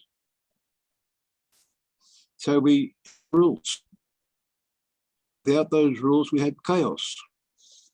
And somebody got to make those rules, and the people involved have to trust that person to make those rules and obey them. So that's one of the issues we should discuss. We should vote on the rules because it's a democratic process.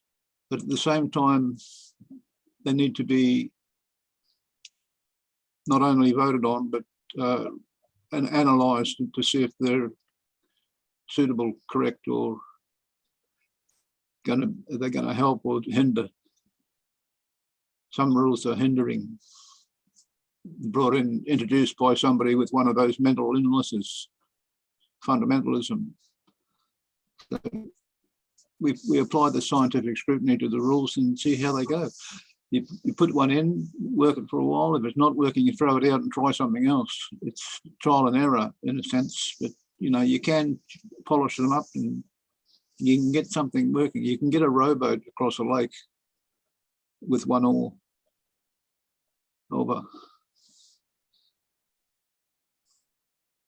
Can I go now? Sam, do you want to go first? Yeah, I wanted to address a brief exchange between Stacy and Colin about a few minutes ago. And sorry, Alex, I'll follow up on things you said later, okay? And that is, there's one extreme in this behavior spectrum where, let's say, for fictitious reasons, let's say Colin wants to marry Stacy, okay? That means that they pretty much have to see a lot of things eye to eye, have a common understand how they can handle money, how to handle money, how to handle vacations, how to handle, you know, furniture, all this sort of thing, okay? So there's a bunch of stuff going on there. On the other hand, if Colin and Stacy just want to buy a piece of gum from each other, okay? None of that matters. Okay, in this society, all that matters is one of us has what, $1, 50 cents, whatever it costs these days. I haven't bought gum in a long time. Okay, so in that spectrum, there's ways to kind of look at the kinds of interactions we humans have. Okay, so the kind of collaboration that I'm hoping to see in GCC is a bit more, but not extreme to the level of being married, right? But we do want to understand that we have some values, we have some principles, we have some shared practices, we have some shared vision, we have some shared language, we have some shared memory. That, to me, means that's going to be a very rich and fulfilling and probably very promising collaboration. On the other side, if none of that exists, now I have to write a contract. Now I have to write a contract that says, okay, if one of us doesn't pay the other, here's the problem we're going to have. If one of us doesn't report on a weekly basis, here's the problem we're going to have. If one of us doesn't actually take the action item seriously and get them done, then I'm going to demote you and I'm going to grade you, blah, blah, blah, blah. Those are the kind of contractual terms that happen when we don't have a lot of understood alignment, and you have to get on paper all the shit that, you know, happens that lawyers, you know, deal with at $450 an hour, okay? And I'm dating this video now, okay? So that's when I hear the word agreement read as contract. That's not the kind of agreement I'm looking for in collaboration. I'm looking for something more on this end, okay? Not to the extent that we're marrying each other yet, okay? But to the extent that we understand, yes, if I bring up this topic, I have an 85, 95% understanding that, you know, because of the 3 years of history, I believe I understand how Stacy's going to take this topic, or I believe how Colin's going to take that topic, or I believe how Heiner is going to take that one or that recommendation, okay? And occasionally, yes, we'll have to adjust. That's human, okay? But I'd rather be doing that on a exception basis rather than saying that's just par for the course. We're going to have to address every single disagreement by going back to the contract. That's the spectrum of behavior that I'm trying to paint. And in GCC, we're here, I think, to try to explore those principles, the, you know, shared language, shared principles, shared values, to the extent that we can. Now, we've proven that it's very difficult, or maybe we're just very bad at it for 3.5 years. Maybe there's other groups that are way, way better at doing that. I don't know, but other groups have very strong central figures, either people or, you know, charismatic people or principles or gods or gurus or sifus, whatever. My experiment here is, can we do it as co-equals?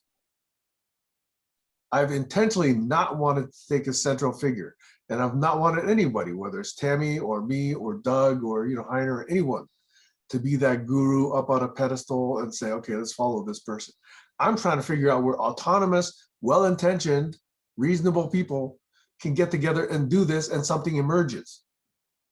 That emergence I'm beginning to see happen with appreciation for focus, with appreciation for agreements, etc. It's been a long time coming. But I believe, to me, that's the value of it, that we know that through it all, by holding to these principles of co-equalness, it still can happen. That to me is actually quite optimistic. Because once we have focus, once we have agreements, a lot else can be built on top of that.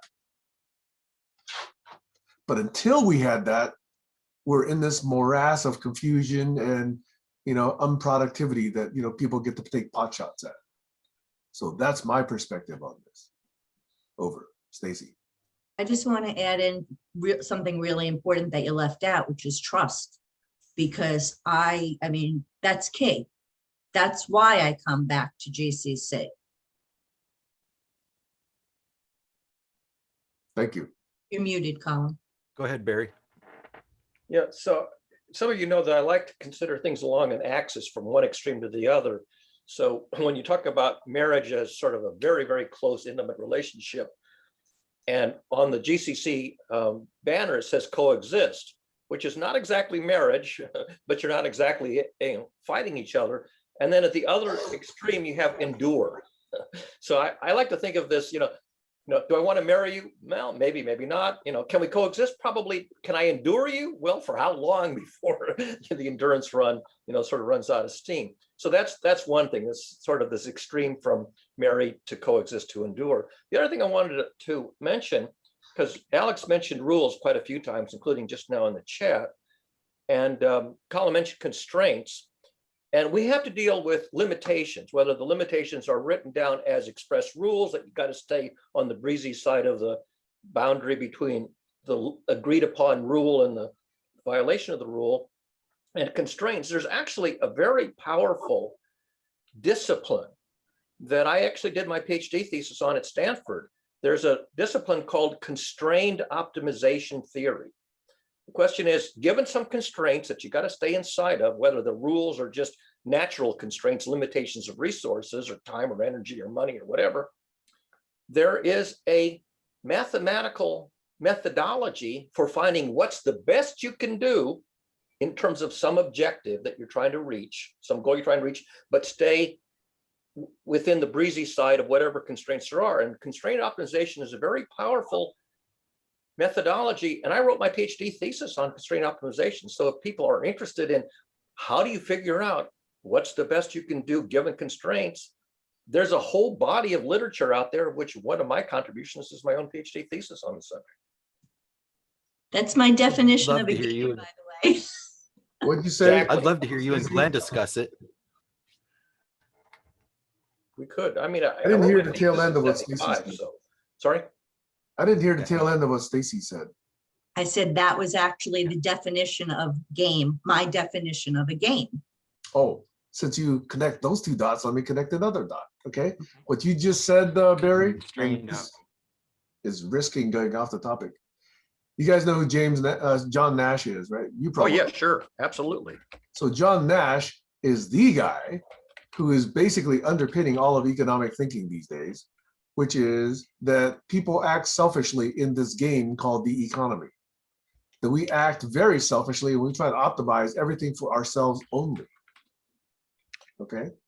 And that is a very inhumane model of a human being, in my opinion.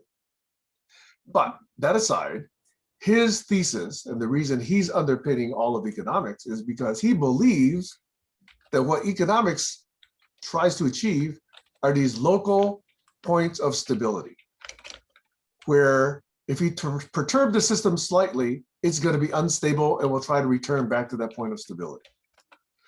Barry, the point I'm making to you is that John Nash's theorem is not a global one. It's only a local one. It says there is a local optimization, and he cannot prove that it is a global optimum. I just want to put that in the mix. The fact that it is stable doesn't mean that it's globally optimal, that it's the best for everyone and everything.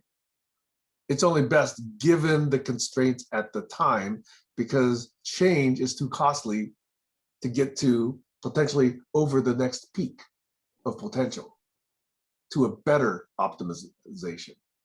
That's the difference. Yeah, yeah. Nash focused expressly on two-person zero-sum games. That was his basis. So his equilibrium theorem applies to two-person zero-sum games, because we have multi-person non-zero-sum games in reality, and that's a much, much bigger field, but still constrained optimization in general applies to the more general case where you have multiple objectives, multiple competing characters, and so the generalization of game theory is drama theory. So are we still on topic or not? I don't know. Well, Stacey to go back wanted to to the talk original about question, though, this- Wait, Stacey was speaking. to go back to your original question, if we were going to be discussing focus, I would have said that if we move to something that is interesting, as I think we just were, that's fine. We're not here getting a paycheck to do something specific that has to be accomplished in 2 hours. I really want to hear more about the last thing Barry said about drama theory. That was the whole point, because I studied, the Nash equilibrium. I mean, I took a whole courses in grad school on the two-person zero-sum game and all the mathematics that John Forbes Nash got his Nobel Prize in. And after I absorbed all of that stuff, then I thought, how can I enlarge that to drama theory? And that was like decades later that I thought, okay, I can take the core ideas, the core method of reasoning that John Forbes Nash was pioneering, along with von Neumann and Morgenstern and others back in the 1950s, and expand that to drama theory. And in fact, you can. And I've written about drama theory as an elaboration of game theory. It's a whole graduate level course that you could go into, which I would be happy to go into if people really wanted to spend that amount of time to explore it. You've seen it, Stacey. You read a section of my article about it. In another space, I mean, I don't even know what drama theory is. I mean, so in another space, I would like. Set it up on Tuesdays, Barry. We could do it. I mean, I've presented some of my academic work in other sessions, either briefly or at length. Drama theory is one of the ones that I think would have an audience of interest, and I can talk about it and present it and hold a seminar, colloquium on it. That would probably be more than one session. Depends on how much you want to go into the technical analysis of it. Well, I'm saying, Alex took the initiative for, Wisdom Wednesdays. Why don't you put it on Tuesdays or some other time during the week, and have at it? I could. My own Zoom account is free, so it expires. I mean, it abruptly stops after 40 minutes. I don't have the paid one that goes on forever. Well, if you tell me what it is, I could start it even if I don't attend and do the recording. Okay. Well, we can discuss it in GCC to see if there's enough interest to schedule a session, or it could be one of the Saturdays. It doesn't work, Barry. Just like Alex did, just schedule it. Just do it. All right. And then people will, over time, see that it's regular and then start attending.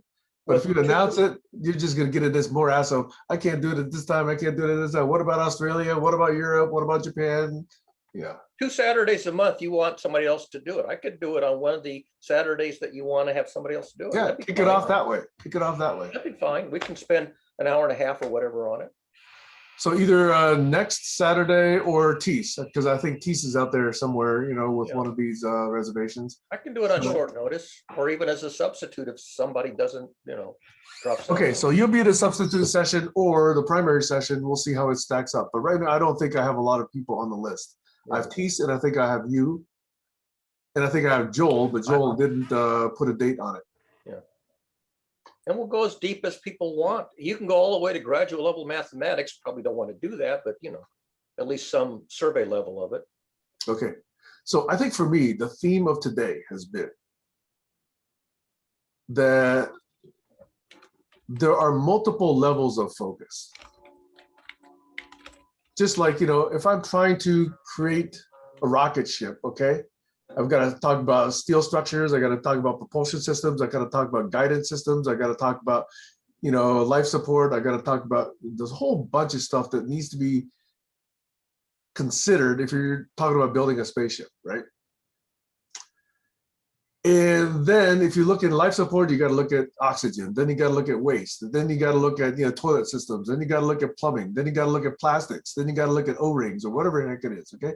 So if you're down there talking about plastics and people don't know you're talking about a spaceship, they're gonna say, I'm not interested in plastics, or it's boring, or it's obvious you should be using this brand plastic. Why the hell are you talking about it?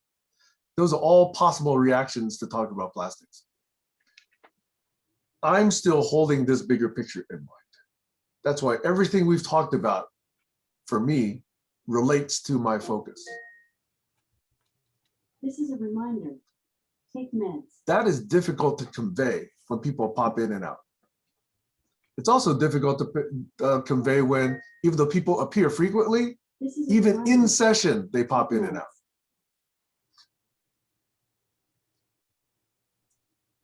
So I share this time, this energy, these topics, these practices with people who show up and demonstrate that you care.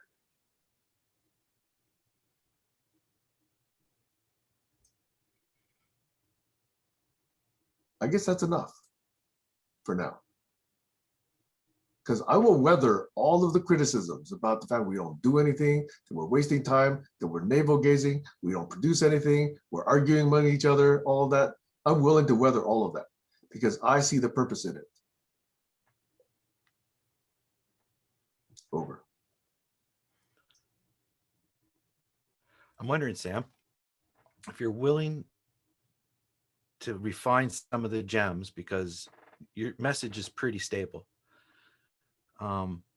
so that you can sort of leave that memory for people who come in, and not only your point of view, but maybe Stacy has a little bit different point of view. And we're right back to that GCC is conversation.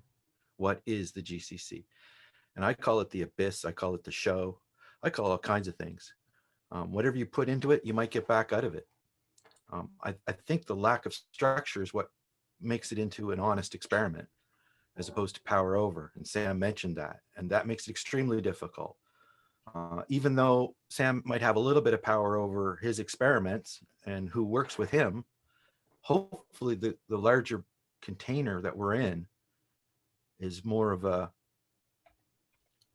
global playground where you can't really be kicked out of it unless you get, and violate what I call rule 0, which is violence.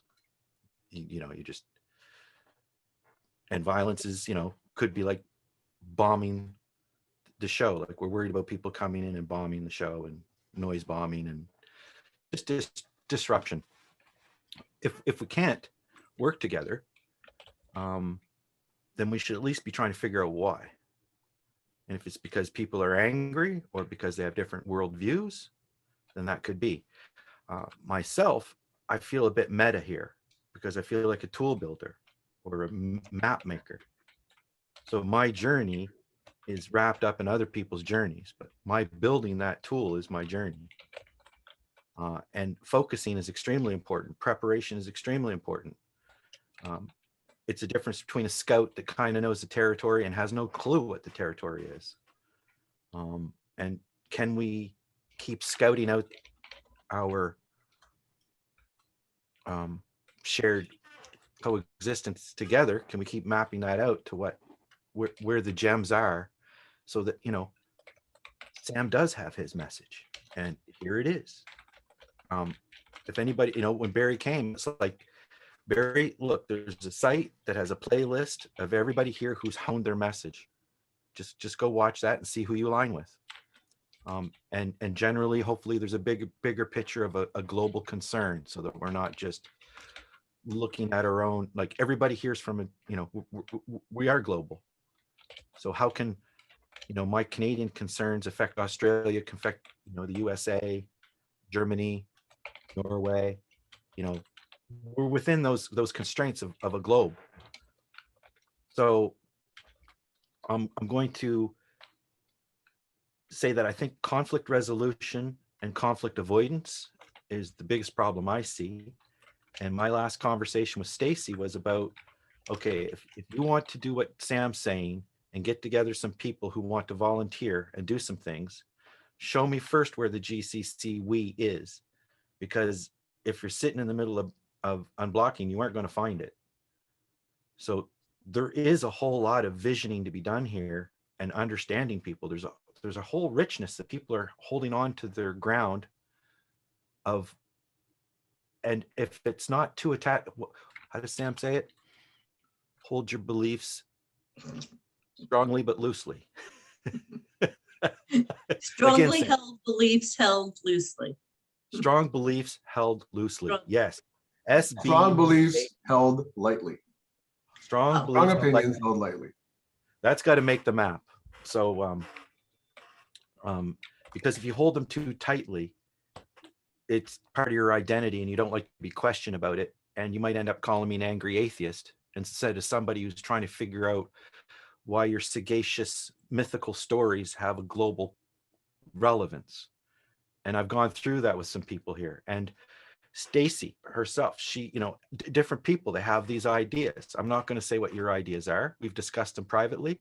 I said, I can accept that. Like Sam says on the term sheet, I'm not going to say that I believe what you're saying, but I don't see how that should affect our marriage, right? Like, why does it matter, right? But if you bring it to the stage and call it like the solution, then be prepared for people to be willing to not and that, because they don't know where to and to it. But if it's just your project that you're bringing because of whatever, and everybody knows what you're about, then they'll probably help you make that drama or whatever it is. Like Gertrude, she made a show and a book, and everybody helped her translate it, right? I assume what it was in her book was good stuff. Doesn't mean I believe everything that was in her book, right? But we can still help her translate it.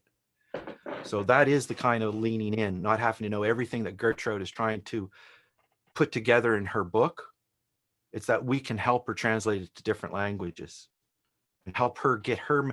And I told Glenn the other day, and I think he really appreciated it, when I said, I would love to know what would make it possible for you to be best understood, right? For him to be best understood. Whether I understand it or not is a secondary bonus. I want him to say, yes, I feel that's what I'm saying. I still might not understand it, but at least he's had the support of the group to get his message out there. So message alignment is what's always been on my map to get onto a more advanced stage of collaboration. So stage 1 is what we're doing. Stage 2 is when you advance your message, you align with somebody, and on you go. I can't align with people who are deep into woo-woo. I just can't do it. I'm sorry. But I can support people if they've got a vision and they want to do something. Fine. Just don't expect me to change my life practices. I won't block you. You don't block me. We coexist. And I think the point was, I think Alex was trying to make, and I didn't really agree with it at the time, but now I guess I do. We have to keep our eyes out for extremists, for violent people. And other than that, I don't know if we have a lot of rules. And I'm hoping that we can help each other be understood the best that we can.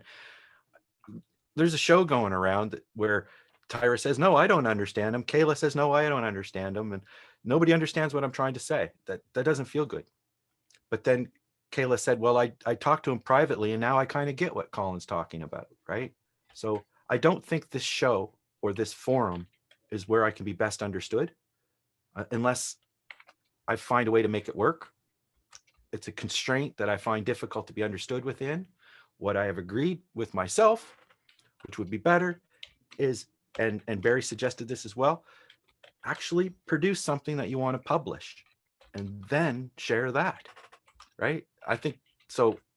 If people don't want to go through the process of me spitballing and thinking through what a fair conversation would be, what kind of things different people would have to divulge to each other, in the marriage scenario Sam was talking about, you don't need to know everything.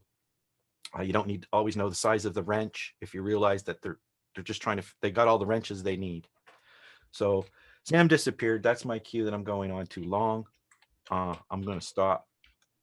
But I really do think that managing our message and figuring out how to deal with conflict are the two things that could make this group excel within the serendipity that we're put in, because it's not a bunch of rules. I've got a point to put across about a mesh, about the members here and the positions they have in the mesh network. The community of impact. See, if you've got a web presence, if you haven't got a web presence, then you're out of the picture completely. You've only got Zoom. If you've got a web presence, a Facebook group, Facebook page of your own, a Facebook group of your own, you can put your links plus page there that links you to the community of impact. And then the machine learning AI will pick up on this. It's got algorithms looking for things like this because they sell that information to advertisers and marketers. They've got algorithms that search for connections between people and groups of interest that give them information they need. They need that data to target people with this particular products they're pushing. So if we have this mesh network of link pages, links plus pages connected to each other, at least we've got a small thing happening, a small network, a mesh network that, and then visitors could come here and see it, hear about this, pick up on it and think, shit, I'd like to be in that mesh network. And they start one themselves. They read the rules and the rules say, this is the community of impact. We add people to the mesh network. Just have the power of one is just adding one or two friends. And that creates an agreement. If those two friends pass it on, which is in the agreement, pass it on, then you've got viral growth happening. And that means a big group has more impact. A larger the group, the louder the voice in this political world of espionage and intrigue. Do anybody get where I'm coming from? I do, but it just doesn't feel that easy to me. But I do understand it's a positive thought, and it is the power of numbers, and it does have a lot of merit. It's just, how do you fill the tires in that? Give it meaning. Excuse me for 1 second. I have to get off. Somebody's here. I have to let them in. See you. I don't know if I'll see you tomorrow, but I'll see you next week. Bye. Well, I hope we can talk about green next time, Stacy. Yeah, I Or- do want to talk about that. Yeah. right. Okay, Bye. see you.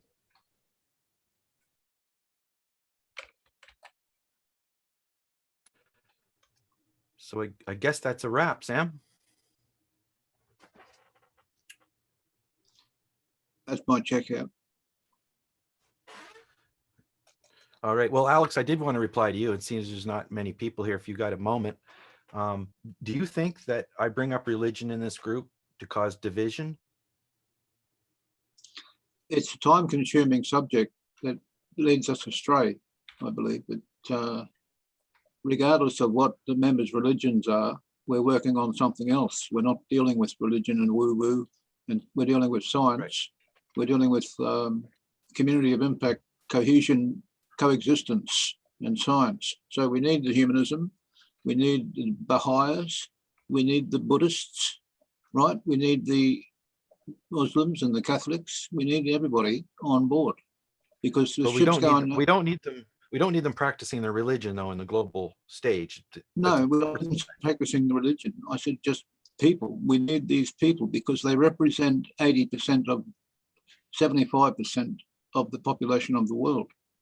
Without them, we're not going anywhere. We're going over the cliff without them. I do agree. It's an interesting thing, this this topic of what is better.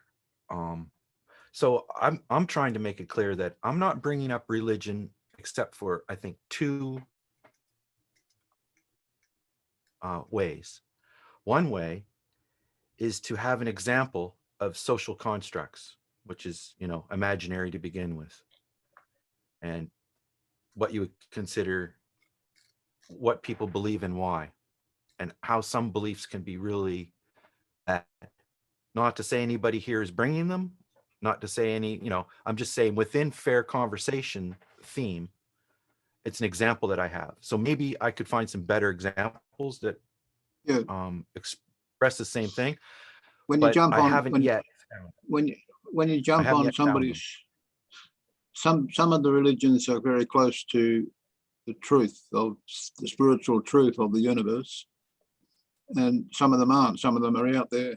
But if you jump on you jump on someone's religion the way you do with this, that's not science, that's woo-woo, then you're as bad as them. Yes.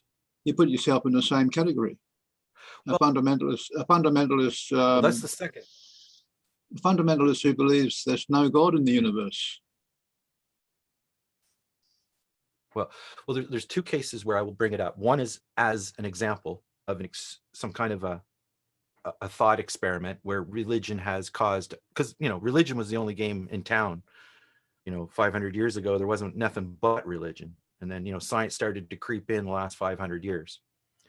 But before that, it was just all mysticism. And I'm reading the book Sapiens, and the Sapiens book, just hold on, Sapiens book has really made the point to me that not only are these myths or fictions necessary, but they are the fundamental language-based abstract thinking thing that brought humans to the place we are now, and it's above the great apes. How we can big groups bigger than 150 without killing each other. But right? the woo-woo heaven and hell story was introduced by parents and elders talking to children, telling children bedtime stories. Not only bedtime stories, but how a nation can rise up and survive. There's stories so that people can believe in a commonness, so that they can exist in large numbers. Collective intelligence, you could call it. So collective intelligence depends on lies. A lot of those religious people are born into it, with their parents making them go to church. Yeah, you know what I mean? They're doing it. They're not doing it because they believe it wholeheartedly. They're doing it because their parents were doing it, and it's just the thing they do. Well, we can talk about the reasons why you think it's a good example, but I'm just trying to right now cover my presentation and speaking to the fact that people think that I use religion as a tool and manipulative. It's not my goal. There's two ways I'll bring it up. I mentioned one so far. I'll go to the second one, even though I haven't really finished one, because I talk a lot. Number two is, if somebody brings something to this group and says, this will help us, and it's a big pile of woo, what do? Like, they're bringing it to the global form. It's no longer personal. It's no longer their personal faith, their personal strength. They're actually bringing it to sell to us. Now, the alphabet code was an example. I thought that was an interesting tool as a dynamic icebreaker, serendipity, people, the thing that the group Heiner was in, it would probably be a great game for them to play, a party favorite. It's a tool for triggering conversation. Yeah. And that way it's beautiful. But when it's presented as in this mystical thing that, well, maybe it was, maybe it wasn't. I don't know how it came about, but really that shouldn't matter to me. She's not telling me. Whatever you believe is a download from the universe. Well, I don't know. What no, if you listen to the science, if you listen to the science, you'll find that there's a lot more religious people involved these days in scientific circles than I previously thought. Well, you got to be careful about trying to say if something is true versus how many people believe in it. But the point I'm trying to make now isn't about truth. I'm not talking about what's likely to be something when you've got a quantum physics. You've got supposition. I don't know. You've got a frequency of energy that's up or down in two places at once in different parts of the universe, and they can communicate with each other faster than the speed of light. It's called quantum supposition.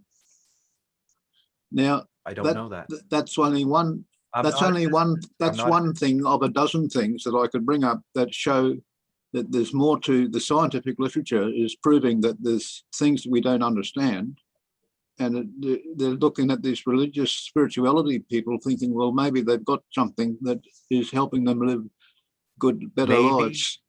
Better Okay, lives. They're more concerned about the environment, more concerned about community impact, and more concerned about free flowing, they're unblocking the flow so we can streamline the process of focusing. You're justifying, Alex, please, I gotta cut you out. You're justifying the existence of it. You don't need to convince me of justifying the existence of it.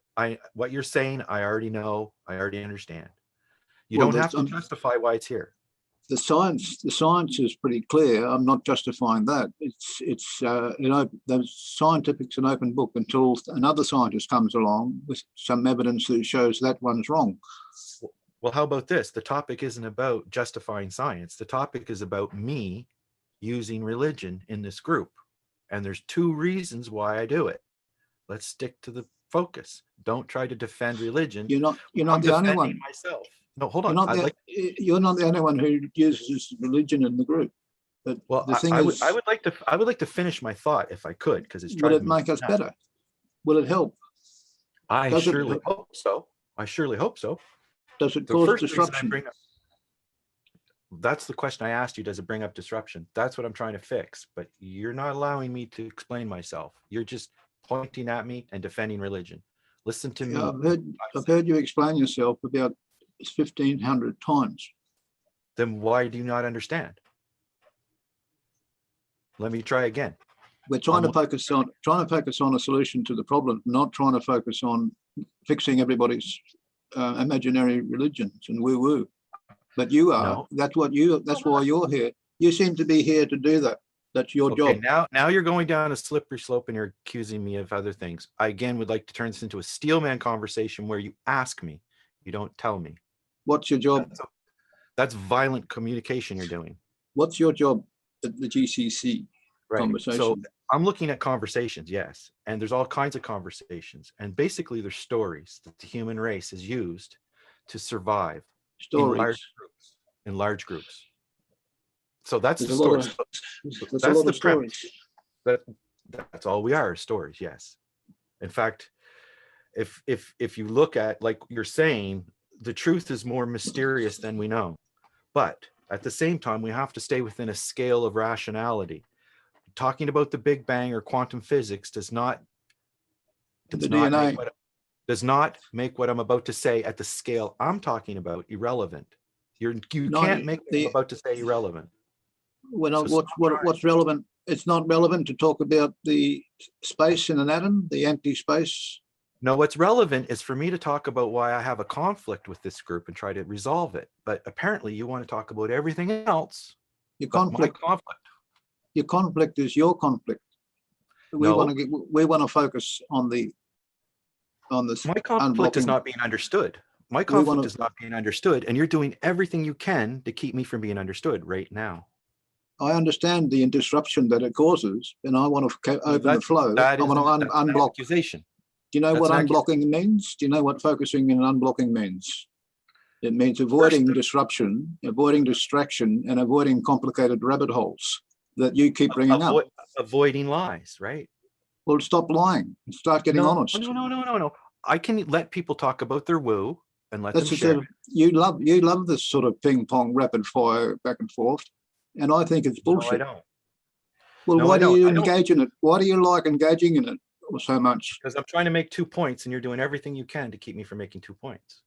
You're doing everything you can to cause disruption when you bring up woo-woo all the time. People are trying to focus and unblock.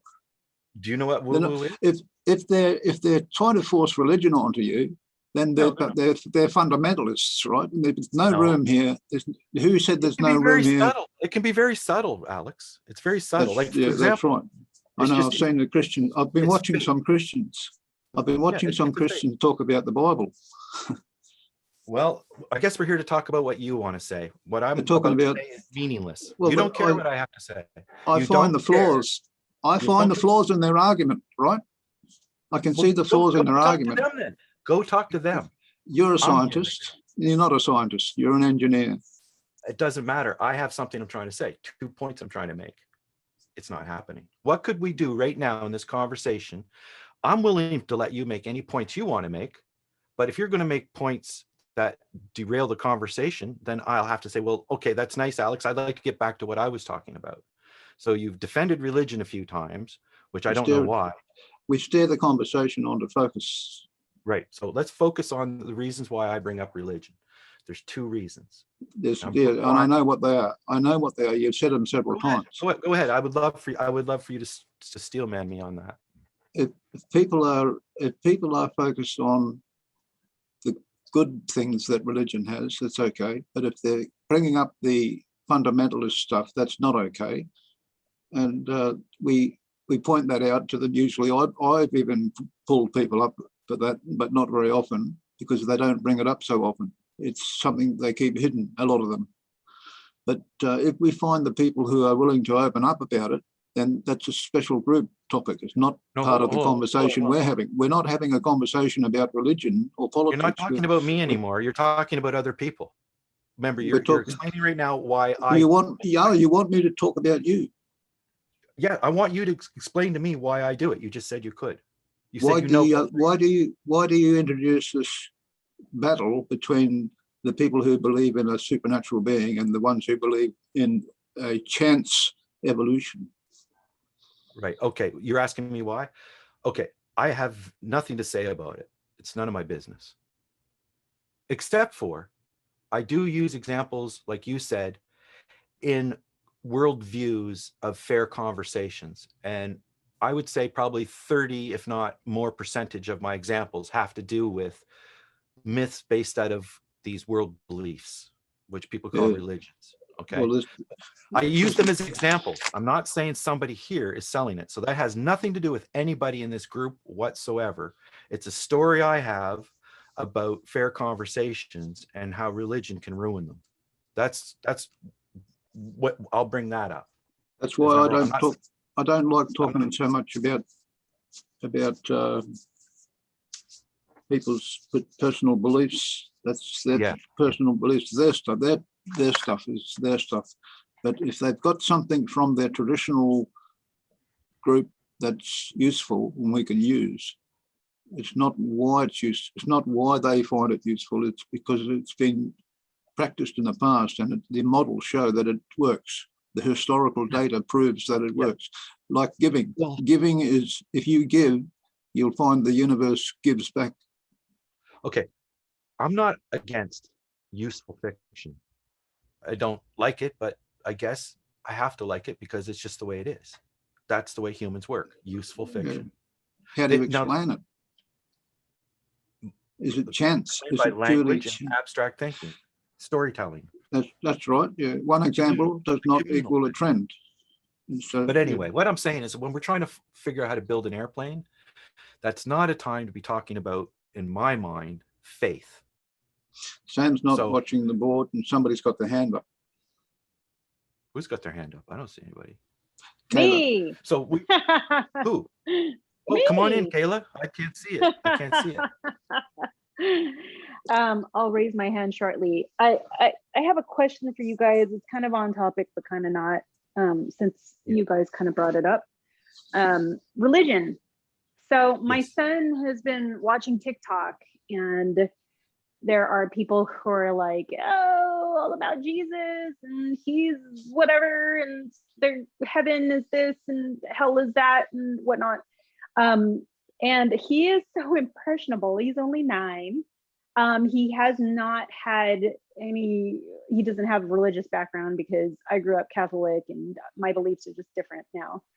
And so I said, well, if you really want to explore religion, would you like to go to church? Yep. And he said, yes.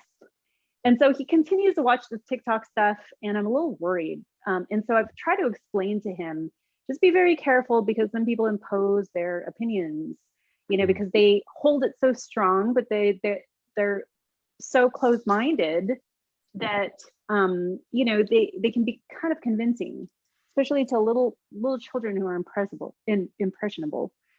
As adults, the both of you view religion the way you view it. What would you say to somebody who is interested about religion based on everybody else's shouting out about it? Like, oh, this was great, blah, blah, blah. Like, what would you say if this was your child? Well, what I have told my children is that they have to investigate it for themselves, but don't just stick to one source, and explore other things and keep them away from the vile stuff.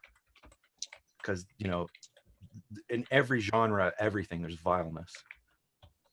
And so, yeah, just take them to the moderates. And I think a little bit of that knowledge is good for children to learn about those stories and things. It's the bad stuff I don't like. So I don't want to get into my opinions of what you should and shouldn't do. I would not want to give my children a Bible because I think there's a lot of crap in there. But if you could give them good sources that you screen, that you feel is not damaging, but helps them question. Because the thing is, it's all manipulative and leading. Because they believe it. They believe that this thing is true. So you go to different sources and they believe it's true, and they'll be very convincing. It's the drama that Barry speaks of, drama of life. And I would reserve as a parent and hope that they'll be able to look at many different conflicting stories and figure it out for themselves eventually that these people mean well, but this all can't be true. I think the bigger message is, why do people want to be kind and believe that thing? And in that sense, I agree with Alex. Leave people, to have their own religion. But as a parent, I would definitely help them and guide them, but not tell them what to believe. Because in actuality, we can't say for certain anyway. But it's not very long that children see that things don't add up. Like, the biggest one for me is that you don't need to have God to be good. And that's the biggest lie that religion will try to tell you, I think. You can't be saved, or you can't be redeemed, or you're worthless. And without God, you have nothing. That's the worst message to ever tell anybody. But, that's my opinion. You could ask your child, well, they just got done saying, like, there's about 5 things you want to watch out for in those manipulative stories. And that's the big one, the original sin. So you can ask your child, do you really feel like you're born as sinful? And, I don't think you're born that way. You're perfect, So I would not support the message of religion when those topics came up. I would give my child my opinion, but, you figure it out, watch another one, see what you think. Like, I don't see any reason why you should feel sinful and born because, Alex and I talked about that, eating the apple, right? It's all philosophy. And if people take it too literally, I think it's dangerous. Personally, I don't know how you can get that through a child's head because they're very impressionable and very young. Sorry I went on for so long, but it is a big one. And religions try to get children young, and that's how they survive. So, What do you think, Alex? Thank you. There's an old story about a guy looking for the truth, and he was followed by people, but the guy who thinks he's found it was the one they were avoiding. You know what I mean? If somebody thinks they know what the facts are, be wary. But if they're searching for facts, then they're the kind of people who are curious and looking for answers. And the old stories told to children way back before writing were the myth legends, bedtime stories about be good and you'll go to heaven, be bad, you'll burn in hell. That was because the parents wanted their children to behave. And then around the campfire, this is going way back in time before the religions. This is where the religions came from, those bedtime stories to help children understand life and live a better life. But the fundamentalism is a danger. And when children get involved with church groups, especially, there's fundamentalism. And that is a really bad thing. It creates sickness in the minds of the people involved. You get a lot of pedophiles in the church looking for children, preying on the vulnerability of children's innocence, which is a shocking thing to happen.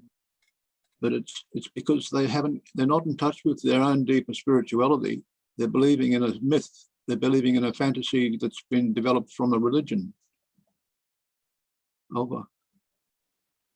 Thank you. What about you, Barry? Yeah, I don't know if you're reading the chat or not. I summarized how I would explain religion or theology to a child. In fact, I did this. I think the child might have been 6 years old when I did this way back in the 1980s. And I would start with, I think, is the most succinct summary of Judeo-Christian theology. And it goes back to one sentence that a deep thinker named Hillel said. A Gentile said to Hillel, what is this Torah? What is this law that you have that is your theology? And Hillel says, if something is hateful to you, don't do that to other people. That's the whole of the law. All the rest is commentary. Don't treat others the way you wouldn't want them to treat you. That's the whole story. The rest of it is just examples and stories and elaborations and narratives to sort of bring that forth in more concretely. So I would start with Hillel's law. And by the way, this isn't something that you would take on faith. This is a principle that also applies in science. When Einstein was working on his theory of relativity, he started with an axiom. And his axiom was very simple. He says, I'm a scientist and I'm going to look out on the world around me. I'm going to form my understanding of how the world works. I'm going to form my scientific theory. And he said, if I stand here in this one place where I'm standing and I look out and I observe the world around me and I form a theory, and then I trade places with you, because you're doing the same thing. You're trying to form a scientific theory for, and if you and I trade places and we find out that we don't get the same theory, then we're doing something wrong. The world should be such that the theory should be independent of the identity of the person forming the theory and independent of where they're standing. So trading places, I shouldn't get a different answer. And Hillel said the same is true of ethics. If I have an ethical model that says how I should relate to other people, I should treat other people, and then I trade places with you and I get a different answer, then it ain't the right answer.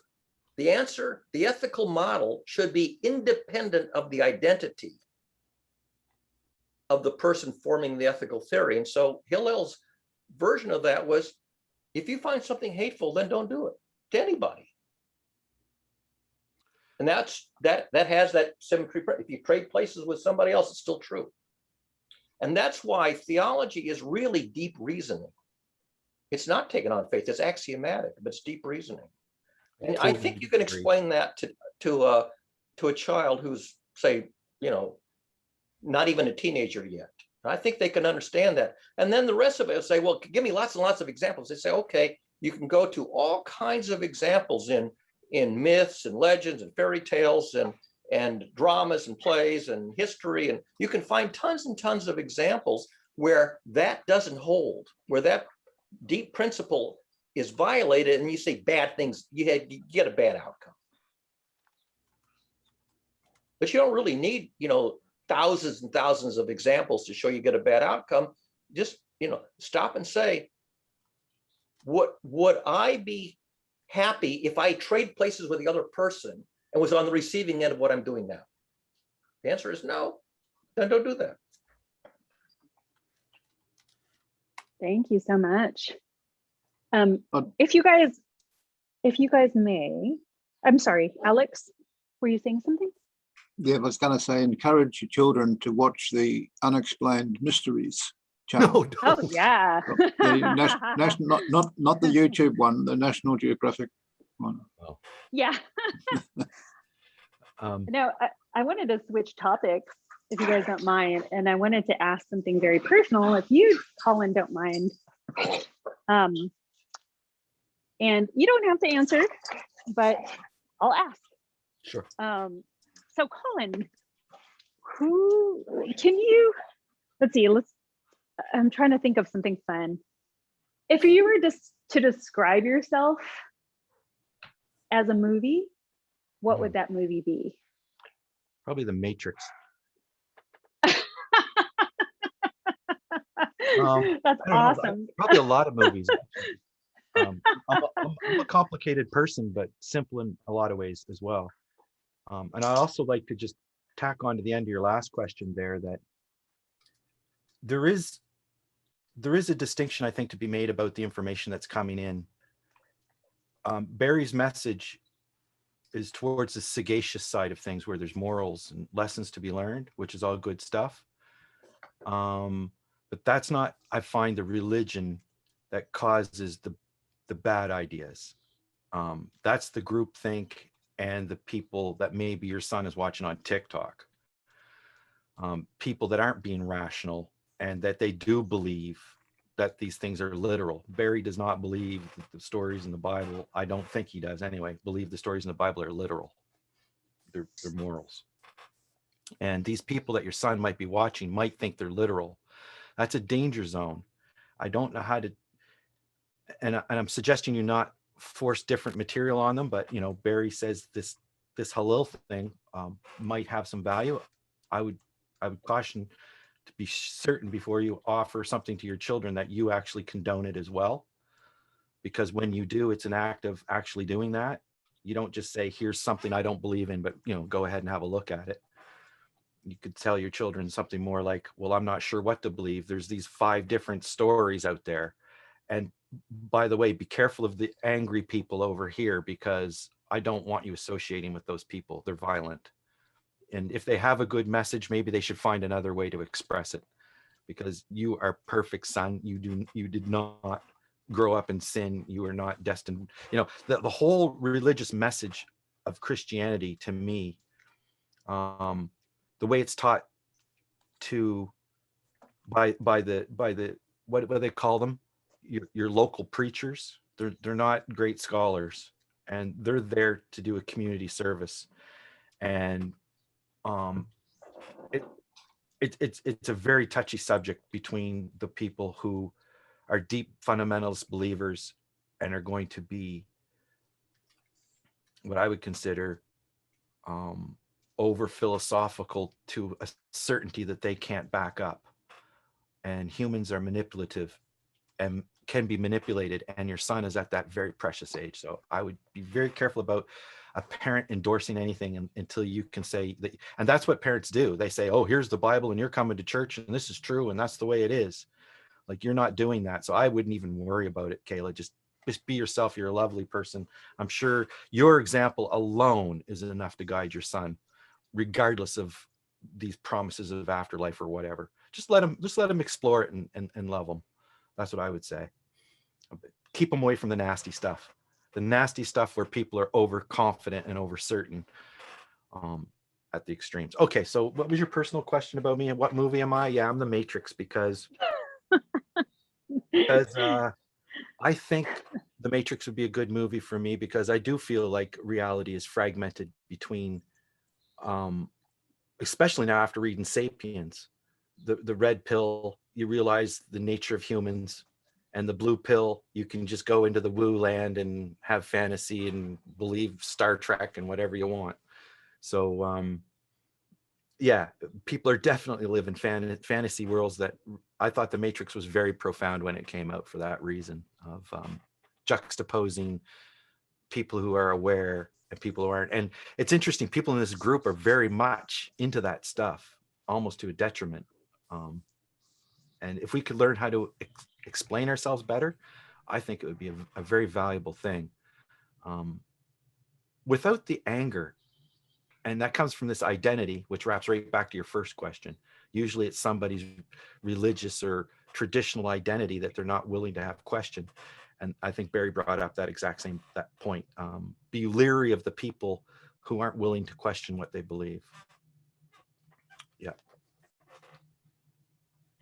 By the way, Kayla, there's 2 versions of theology. There's the version that you learn if you're in graduate school of theology. Say here in Boston, we have Boston University, which has the graduate school of theology, and it's graduate level work. That's like it's as challenging as the graduate level I did in applied mathematics at Stanford. But you cannot present graduate level theology to children or even to ordinary lay people. So what they present instead is what clerics call pediatric theology. you dumb it way, way, way down for a very naive audience. And pediatric theology isn't theology.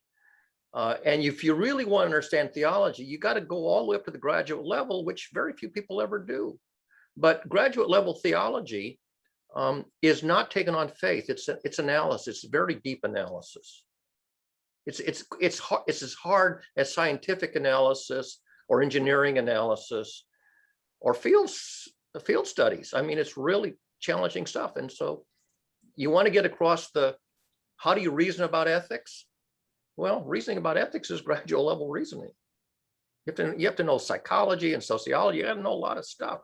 So how do you introduce that to children?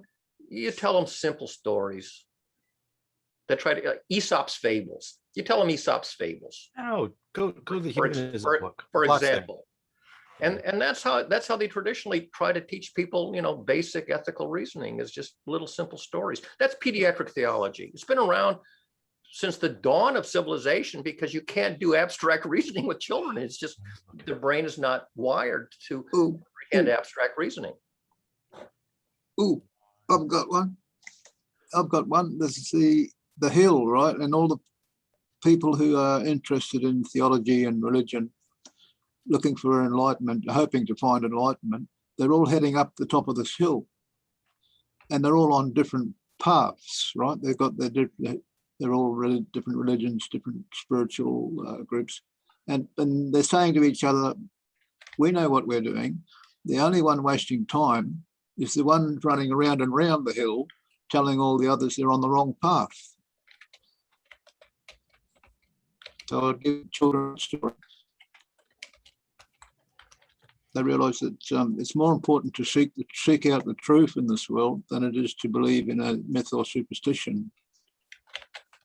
It's come from a fantasy fear of death. These superstitions come from a fear of the unknown, which is mankind's oldest fear. Worried about what's going to happen when you die. And that's where the bedtime stories came from. And parents wanted their children to behave. Over. I just did a quick search, Kayla, for children's books that are not religious but ethical, and one come up 16 children's books that are spiritual but not religious for families. So you might want to take that route because I think that we can. Oh yeah, thanks.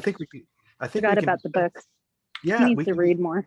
Yeah, well, or even like the thing is it's all opinionated, and you can tell your child what you believe, but you have to say that not everybody else is crazy. It's just that I don't see any reason to believe that.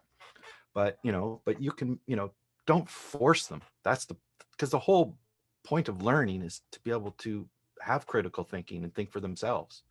And if you give them that space and keep them away from the harmful stuff, then it's all just experience. And again, I think the parents' example is probably by far, and their friends, the largest influence on their life. And this TikTok stuff is just going to be entertainment, hopefully. So yeah, definitely search out some secular, ethical, really good stories. It's been done in the past with biblical stories, but as I spoke with Barry, I think stories about children in the garden with God is just too weighty. There's got to be another way to make that point. And we never got through that discussion, but that's where I would take it at the theological level. Why is this still necessary? Beyond what they say in Sapiens, which is the reason why we have all these myths, is kind of implicit to the fact that we're a successful species called sapiens, and we killed off all the other humans, Erectus and all the rest of them. We wiped them out, Neanderthals. At least that's the leading story now. And the reason we were able to band together is because we had a higher functioning language and the ability to think these stories and get people to believe them. And so everybody can get into that group think. And that group think is what made humans survive, not facts and knowledge. And, it's a fascinating book, The Sapiens. And I would really hope to see that this group could take on some of that knowledge and discuss it, as well as some of the stuff that Schmottenberger and Brett Weinstein was talking about. There's some really good stuff that we could dig into here. And to me, religion just seems historical and not as useful as it once was. And at its worst, it's bad ideas, because it has both. So if there's a way to take the good ideas out of religion, that's what I would be for. And to me, I think that's humanism. But that's just my suggestion. So yeah, if definitely put, if he's going to get into religion heavy, I would get him to read the page on the Human Manifesto. It's only like 9 or 10 points. And if he disagrees with any of that, I would be very, very surprised. I've got a suggestion, and that is that children realize that the answers they're searching for will come eventually. And it's usually when the universe understands they're ready or thinks they're ready for it, and not before. Because the fact is, there's a lot of truth in some of these spiritual traditions, not saying religious traditions, I'm saying spiritual traditions, that help us understand the difference between a resentment and an inquisitive inquiry. But see, I was faced with this decision that I had to get an answer about what the truth was. A bit like that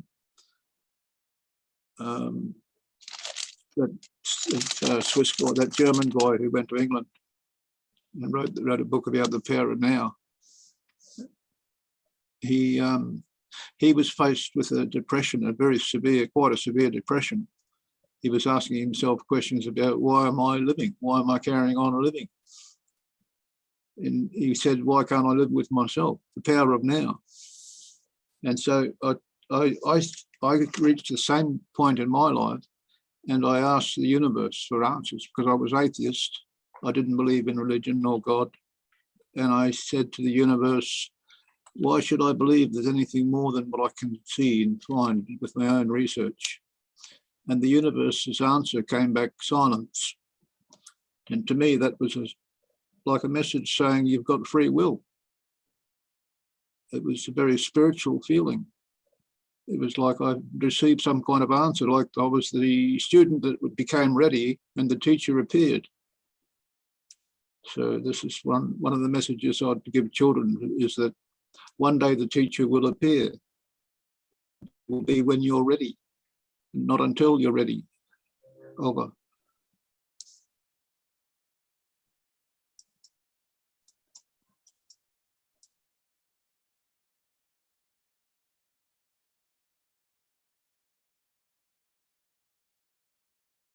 Did we answer your questions adequately, Kayla?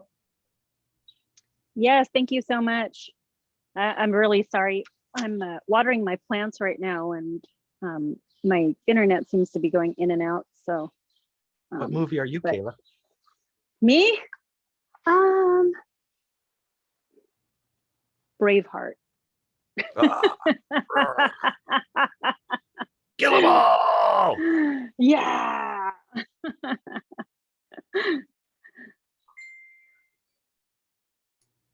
I also like the sound of music, but I don't know what that says about me. I think I like the theology of it more than the actual movie, but the music is so powerful, and I just that's a really good one. Yeah. What I was originally going to ask you is, it's kind of hard to answer for anybody, in my opinion. Like, basically, who are you and who do you think you are? You know, I think in our lifetime, we always just try to discover ourselves and rediscover ourselves. And when I interview people, I always just ask them situational questions, because I find that a lot more easier to understand really who they are, rather than saying, so tell me your best qualities. Why are you fit for this position? I'd ask them more like, tell me a time where you failed and how did you get over that. Or something to the matter of, tell me a time, you know, where you excelled really well at a project and tell me about that. So, and I was only saying that because I often hear that people don't understand you. And yes, I'm beginning to understand you, but there's a lot of things about you that I don't understand, and that's okay. I've said it before, sometimes I don't understand people, but that's okay. I will understand them eventually, or hopefully later. Again, to the point with my mom, I don't understand her, but I'm beginning to understand her. And there are certain things that I understand, and that's okay. You know, but one thing that I often hear is that you're often defending yourself. It feels defensive. It may not be that in your mind, but as, you know, an onlooker or somebody who's listening, it feels defensive. Yeah, So do you totally feel true. like you're defending yourself? Oh, too much, because of people too attached to their identities and don't like to be questioned. Some people don't want to be understood. They just want to be. So you come across people who just want to flow and just want to be, and they don't have words, like Joel's one. Having, you know, and I think he's calmed down now because he saw me talking with Glenn and saw that I was actually, you know, looking to understand. And, you know, if people say that it's just an experience and there's no words for it, then I'm kind of at an impasse. And that's not my fault. Now, if they say, well, go meditate and feel at one with something, then, you know, I can actually try that. And I do have a lot of insight, but I'm not here to really be talking about myself, but my ideas. And the fact that my simple idea of being prepared, visualizing your life as a journey or a particular task as a journey, I don't think it's that difficult of an idea. And I don't think it's very difficult of an idea to talk about what would be a fair conversation. Now, come up with an answer might be difficult, but I don't think it's difficult to understand for someone to say, you know, what would it be like to feel like you're in a fair conversation? Now, I got asked that question a few weeks ago in barn raising, and I got totally knocked off my knocked off my platform because I got a phone call and it knocked my phone out, took the audio out of my phone. The child woke up, and so nobody's coming back asking me again, what do you mean by fair conversation? So really, you know, do people care what I mean by that? Did they hear what I say? Am I just here wasting everybody's time and I don't realize it? You know, or do I just realize that, you know, 40 to 60% of the people here aren't going to align with me, and a few people are going to see what I'm doing. Another thing that makes me a bit confusing is I'm looking for psychology, soft science. I have hard science. I'm not here to find hard science. I like the tidbits I hear. I don't know everything, but you know, I got the hard science down, and, you know, my profession is software development. So I'm writing software, but I'm not here at the group telling them about software that they should be using. Although when certain tools come by, I try to say, yeah, let's use Trello. Let's keep track of things. Let's be a little bit more focused. But it all just seems to dissipate. So any one person with a complicated idea trying to be understood here has got a serious challenge on their hands, a serious challenge. And it's one that I've taken up. I'm hoping that I will have the time to put into this to be better understood. And I don't think it's very complicated. It comes down to fair conversation, steel manning, and being aware of the journey that you're on, honing your message. A lot of it's just agile practices. As Barry is making a point, you know, once you get the idea, the rest of it's all commentary, right? So it's not that it's not that hard. In fact, it might be so easy. People are looking for something complicated. And they say mindfulness is like that as well. So anyway, I'll end there. Thank you, Kayla. Kayla, have you come across or heard about Sherry Turkle's new book, The Empathy Diaries? I've heard of it, yes. And I know I'm familiar with her. Yeah, Sherry Turkle is one of the professors at the MIT Media Lab. I actually know her. I don't know her well, but I've certainly been in the same room with her and talked with her before. She has, her newest book is called The Empathy Diaries, and it speaks to exactly that issue you raised a little while ago about understanding your own mother, and which also has to do with understanding yourself. Sherry Turkle's birth mother took her away from her birth father at about the age of 1. And so Sherry Turkle didn't know her birth father. And her mother wouldn't tell her why she separated from her husband, Sherry's birth father. And it was about 10 years after her mother died that Sherry Turkle went looking for her birth father and finally found him and learned the rest of the story about what had happened to her in her childhood years, where she had no knowledge of her own birth father. And she writes this fabulous disclosure. She finds her own backstory, which she didn't really know.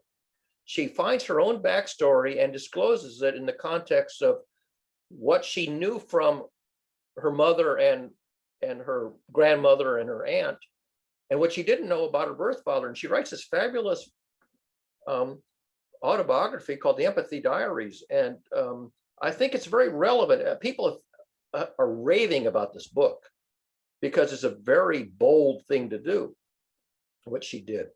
And I would recommend, if you don't want to necessarily read the book, there's a whole slew of 1-hour interviews of her about the book that are up on National Public Radio, and Alan Alda interviewed her about it. There's a whole bunch of these interviews. And if you can't find them, just ask me and I'll give you the links to them.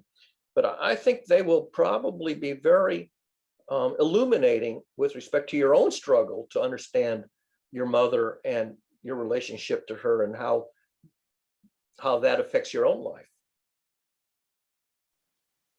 I would have to agree. I'm definitely going to look up that book because that sounds really interesting. And you're right. When you don't understand someone, it also says something about you too. Exactly. Maybe it's time to kind of look within when that happens. So thank you.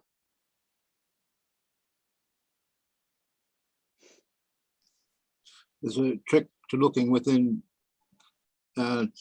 logically, using your cognitive abilities in your brain, and spiritually using your heart to your compassion, I guess, or your empathy, to understand that there's a lot of mystery, and mystery is interesting. Look up what Einstein said about it. It's quite fun. It opens up a whole vista for the imagination, and it's not a rabbit hole. It's part of your inner ability to cognitively conceive of things that are weird, things that are in the matrix, things that are beyond religion, things that are deeply spiritual and have meaning for life and the future of existence on this planet. Over.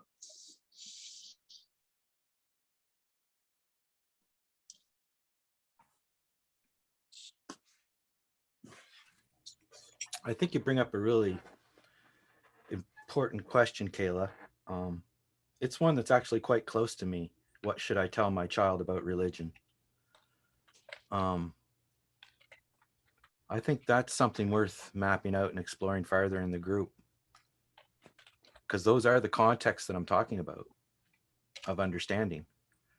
And unfortunately, it seems to be when people take an academic look at religion, the non-academic part of religion falls away, all the promises and whatnot, and then what you're left with is the ethics. And to what degree that's scientific or not varies. I don't have any problem with people wanting to study that kind of stuff. That's great. But it's that distinction is very important between the academic philosophical conversation about what's possible versus the humans on the ground going to your local church wondering why you're not praying correctly for your father to get over their sickness of alcoholism or something. Like, am I not praying hard enough? What am I doing wrong, God? Oh, right, I'm sinful from birth. It's like, it's just a horrible message to be repeating in a kid's head. So I would avoid that at all costs. And I guess the thing is, in this group, we could map out that conversation somewhat if people wanted to, but I do get very have to defend myself when I bring up these examples because people attack me, because it's hard to be the skeptic, and maybe I should just leave it alone because maybe the intelligence of the group isn't high enough to discuss this at a level that matters. But I'm not gonna be that arrogant to say so, even though Harari's book says it's true. So the attempt for me earlier, before you asked these questions, to explain to Alex 2 reasons why I mention religion at all in this group was impossible for me to get through. Eventually he said he knew why, and I said, I would love for you to explain to me why you think that I do these 2 things. Just go ahead, steelman me. And he went off telling a story about other people. So he didn't even realize that he wasn't talking about me. And then when I said, well, we were talking about me, and then he attacks me and says, well, what are we talking about you? And I said, well, that was the point. I'm trying to explain 2 reasons why I bring religion up here. And you just got done telling me you know why, but you didn't tell me why. So I will tell you one more time, Alex. One is it's a good example of worldviews and conflicts and things to consider. Number 2 is because people bring some kind of a gift to the global forum that we're in, making a claim of high confidence. And I'll challenge that. Maybe I shouldn't, but I think in a global forum, you have to stand behind your claims. And I'm sorry if I can't come up with a reason why you don't know what you're talking about, but that's not my job. The proof is for the person making the claim, not for the person not making the claim. So that's kind of where it comes down to, the 2 cases. If you're going to make a claim, back it up. If you're going to hear some good examples about how manipulative conversations can be, I might have a few religious examples. Take them as examples. Don't take them as me saying there's no place for religion. It's the identity that causes the problem. If it's taboo to talk about the truth, then why the fuck are we here? Really? We share one of those values, and that's the people who come to the group having a strong belief that they want to impart upon the rest of us who are ignorant about it. They're called fundamentalists, and I mentioned that they're the people who think they know the truth. They're the people to avoid. I follow the people who are seeking truth, who are the scientists and the researchers. The fundamentalists, I don't even bother with the fundamentalists, because they self-eliminate themselves. They're the woo-woo people you attack every time they bring it up. If you look at the terminology sheet, there's woo, and then there's also woo-woo. The woo-woo is beyond the pale. Flat earthers, forget about it. The woo is like Chinese medicine, consciousness, Deepak Chopra, all that stuff. Who knows?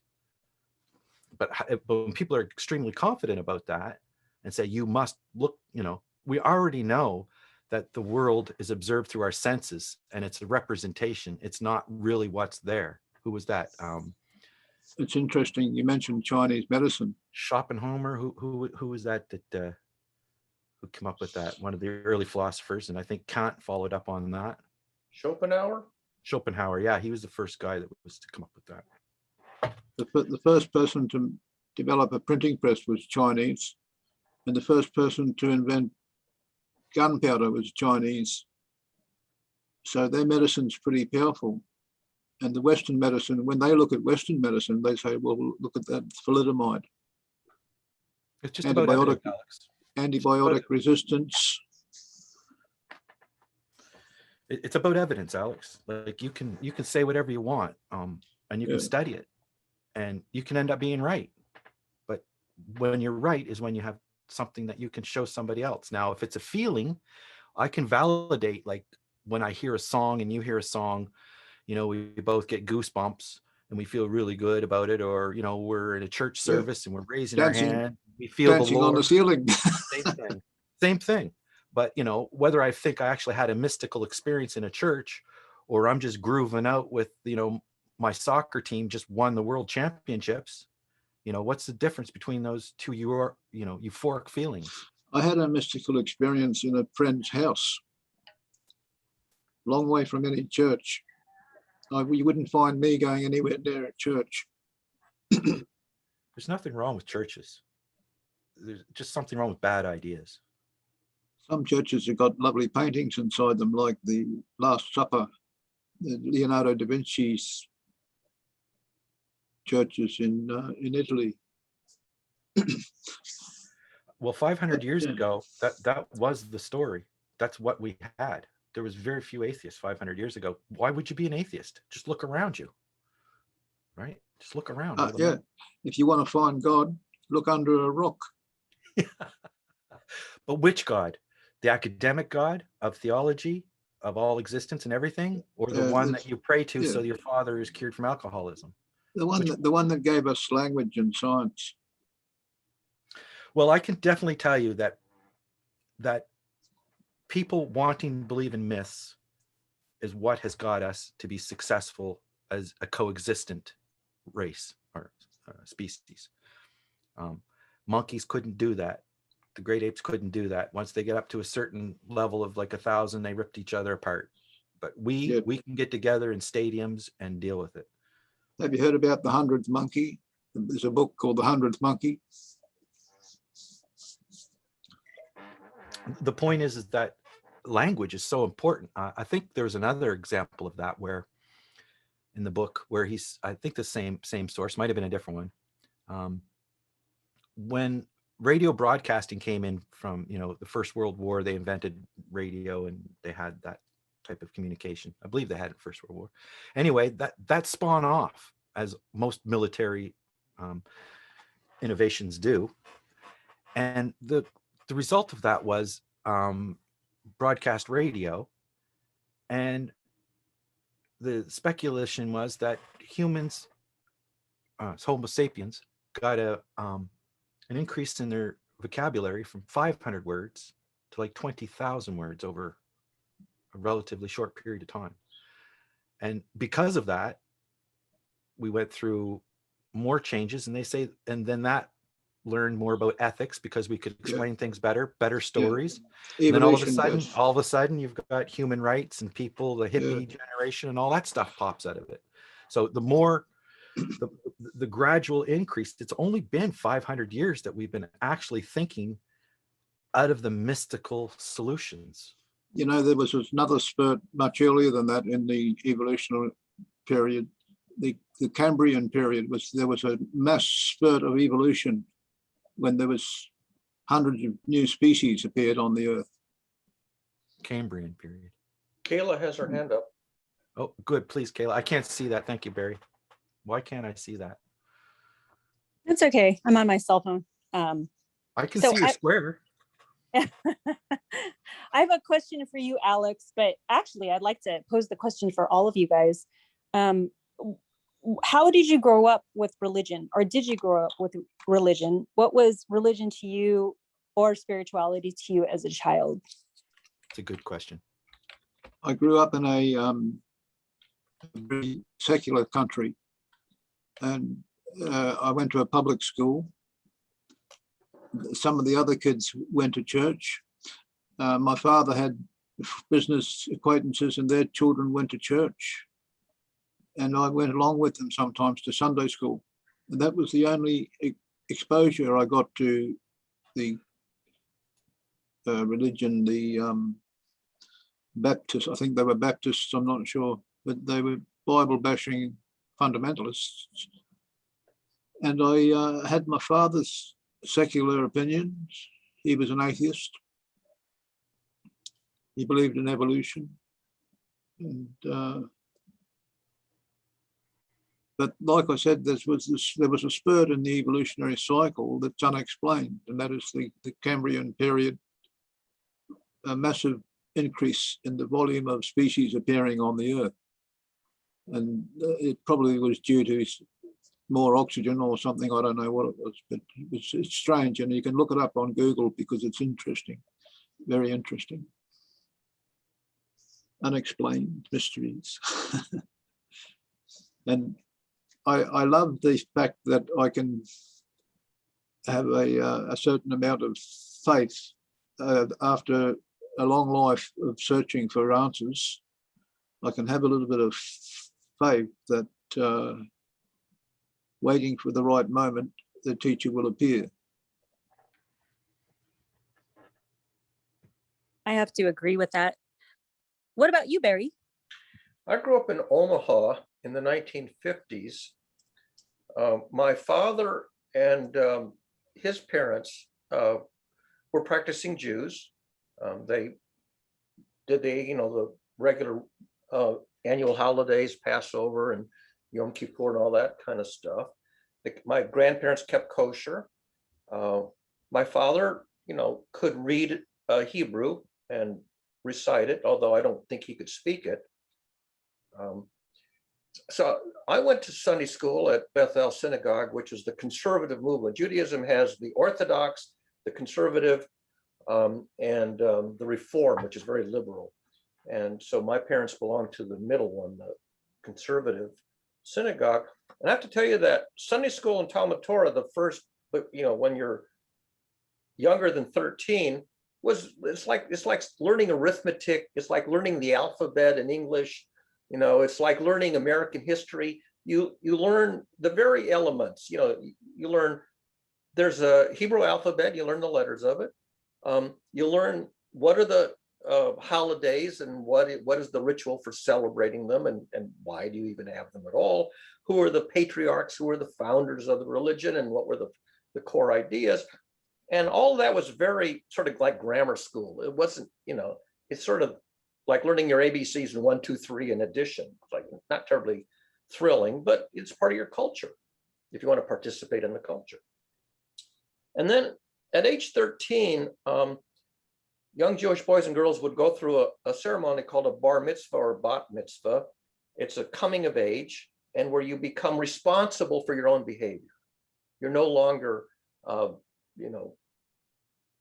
able to be excused because you don't know any better because you're a kid. You sort of become a person of duty, responsibility.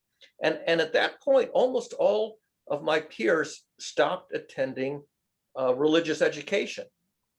About a dozen of us, and Omaha is a pretty big town. It's 300,000 people. There's, I don't know, maybe 20, 30,000 Jewish kids in it, or families. And about a dozen of us continued to attend an optional educational experience. Now, when I was in high school, there was a youngster in high school who was one of these genius kids who everybody knew that he was a genius. I didn't know him because he was 5 years older than me. His name was Saul Kripke, and he went on to become a famous American analytical philosopher. And Saul Kripke's father was Rabbi Meyer Kripke, the rabbi of Bethel Synagogue. And we didn't learn anything from Rabbi Kripke until after your bar mitzvah. And Rabbi Kripke had something he called the High School of Jewish Studies, and it was optional. A dozen of us attended. We met one afternoon a week after school for about an hour and a half.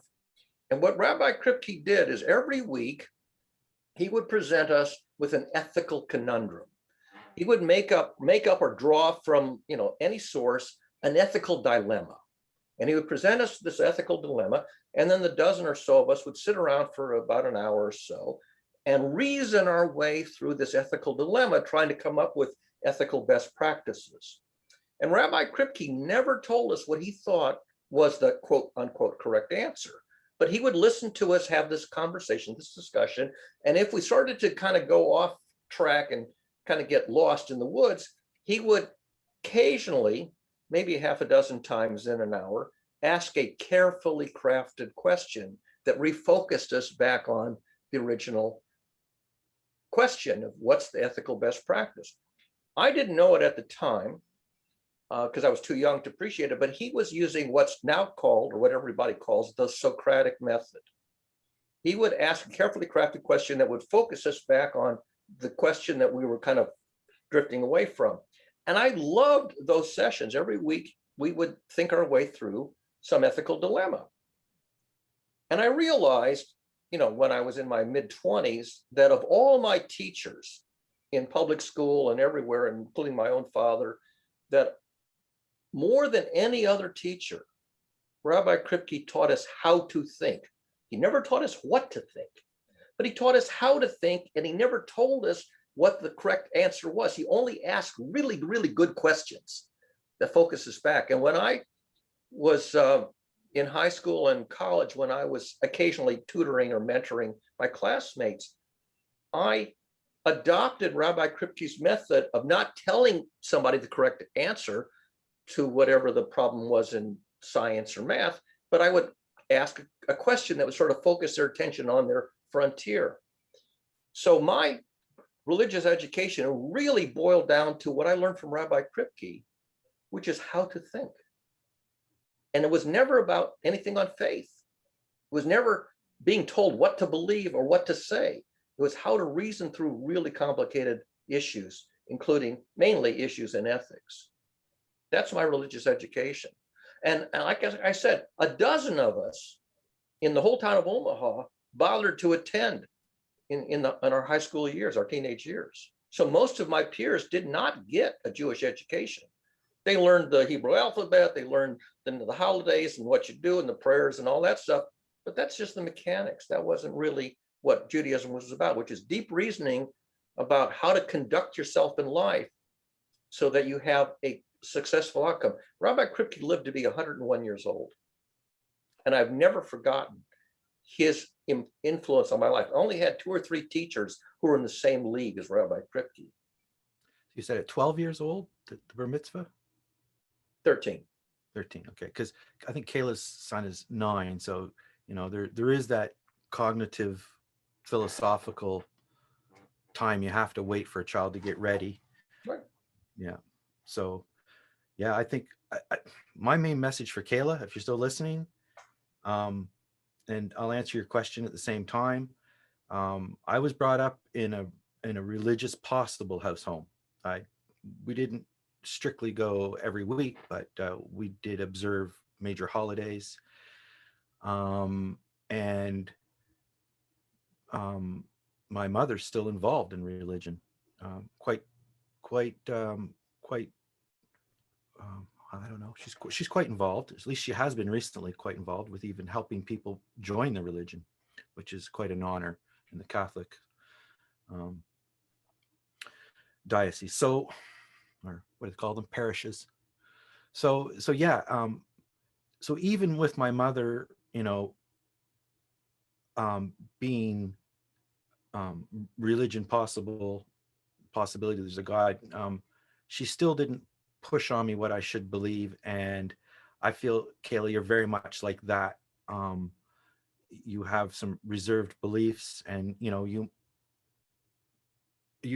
I don't think you should worry about those influencing your son as long as you don't push them on him. And Barry definitely was talking about the ethical realm, which is where this stuff is meant for.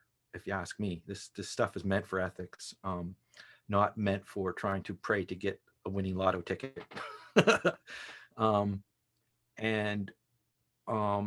If people can stay in that mindset, then I don't think you'd ever really need to go to those nasty parts of the holy books. And it used to just be the way it was. Life was very harsh, and those were the stories of the day. Some people might think I'm a militant atheist to say that, you know, I think those things are harmful. I don't think that makes me militant. I think it's logical against someone's well-being and growth to not take some of the stories in the Bible literally, or other holy books. So yeah, it's a type of thing where when I was in my early teens, I went and searched deeply into religion because I believed the people around me were telling me the truth and were trying to guide me to what was better. And within a few short years, I figured out that this was just another opinion of what people think. And I think eventually I went to university and dropped most of the religious trappings about, you know, I can remember being a young kid and sitting with a friend of mine, and we were trying to see if we had telekinesis, if we could move objects, and we'd sit there and we'd concentrate and try to move stuff. So it's not like, you know, it's not from lack of trying. I've got a very curious mind, but I think just eventually I got educated enough to realize that that people who are trying to sell religion to tell you that you are not worthy are not the people you want to hang around with. It's not a good message. People who are using religion to try to get you to question life, and like Alcoholics Anonymous is a perfect example of a good use of religion. They even say that, or whatever higher power you believe in. The Desiderata even has, hold true to God or whatever you believe him or her to be. Like, I accept that because it's not telling me I have to believe in God. It's whatever I conceive God to be. And for me, God is the mystery of the world, right? It's the unknown. It's not something I can pray to. Hopefully, so therefore I wouldn't worry very much, Kayla, about your son, except for keeping him away from the violent stuff. And there's plenty of secular ethical stuff nowadays that you can get into. And that was one of my challenges to the group, was to say, is if there's something missing out of humanism, and this is part of the story with Barry and his story about the child in the garden, is there another way you can tell that story where you don't miss some element that's necessary? And Barry thinks that there's an element that's necessary. I'm saying I'm not certain about that. And I would tend to look for replacement stories that don't have the baggage of theology, but still carry the message of the ethics. And I don't see how theology is scientific other than historical. Not a hard science for sure.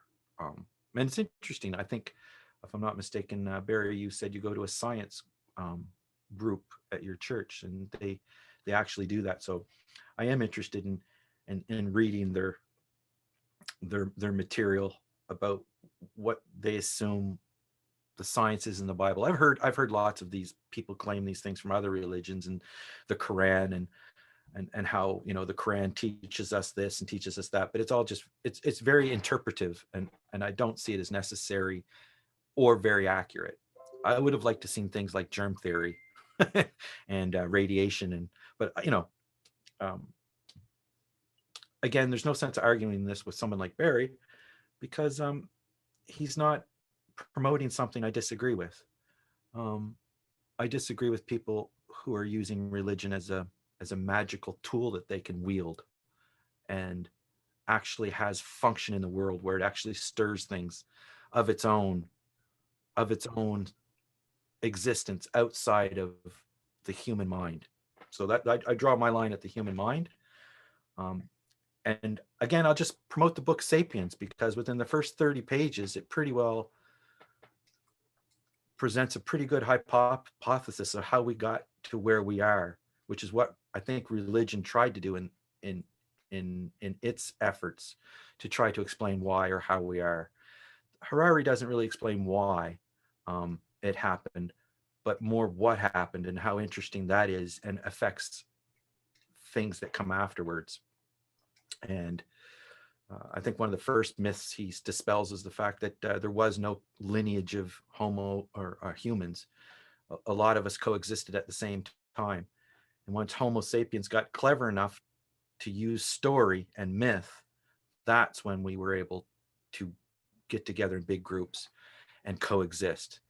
And that's why it's a big message for this group, because it's around the coexistence part, and the arrogance I wasn't going to mention earlier, but it's the after show now, is that necessary? Is it necessary to have those lies, or we would have never coexisted? And Harari's saying it is. And I'm saying, are we to a point yet where we can replace it with something like humanism? And obviously the answer to that is no. And I think that's because of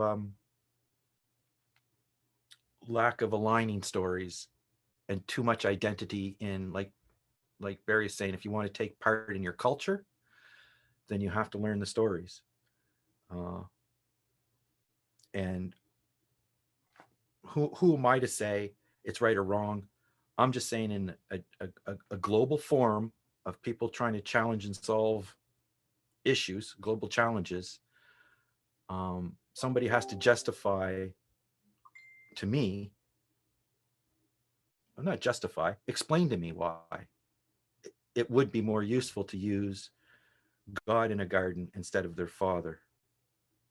Like, what is missed? What is the, and I think you explained it to me and I still didn't agree to it, but that's the conversation.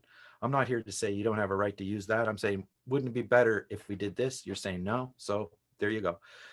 The Homo sapiens can decide what they want to believe. And if you look at the flat earthers and Donald Trump, it sure as hell isn't the truth. And that's the whole point. It isn't about the truth. And that hurts me deeply. But I think focusing on a fair conversation can at least show you where the bullshit's coming in, or at least suspected bullshit. Let's just say that. And I think it's worth noting that where people are on shaky knowledge, they should say, I'm not that confident, and I never have a problem with that. And that's what Glenn does. He says, look, I don't know. But other people come in and say, oh, you have no right to think at all because this, and this, and two people in this group. And I hope that's not what they meant. I hope I misunderstood them, but we'll see. We'll see. It's like Sam, it's a long road. Kayla, are you familiar with the conversation, the garden story that that Colin just referred to? Do you know what he's talking about? Please tell the story. Yes, please tell us the story.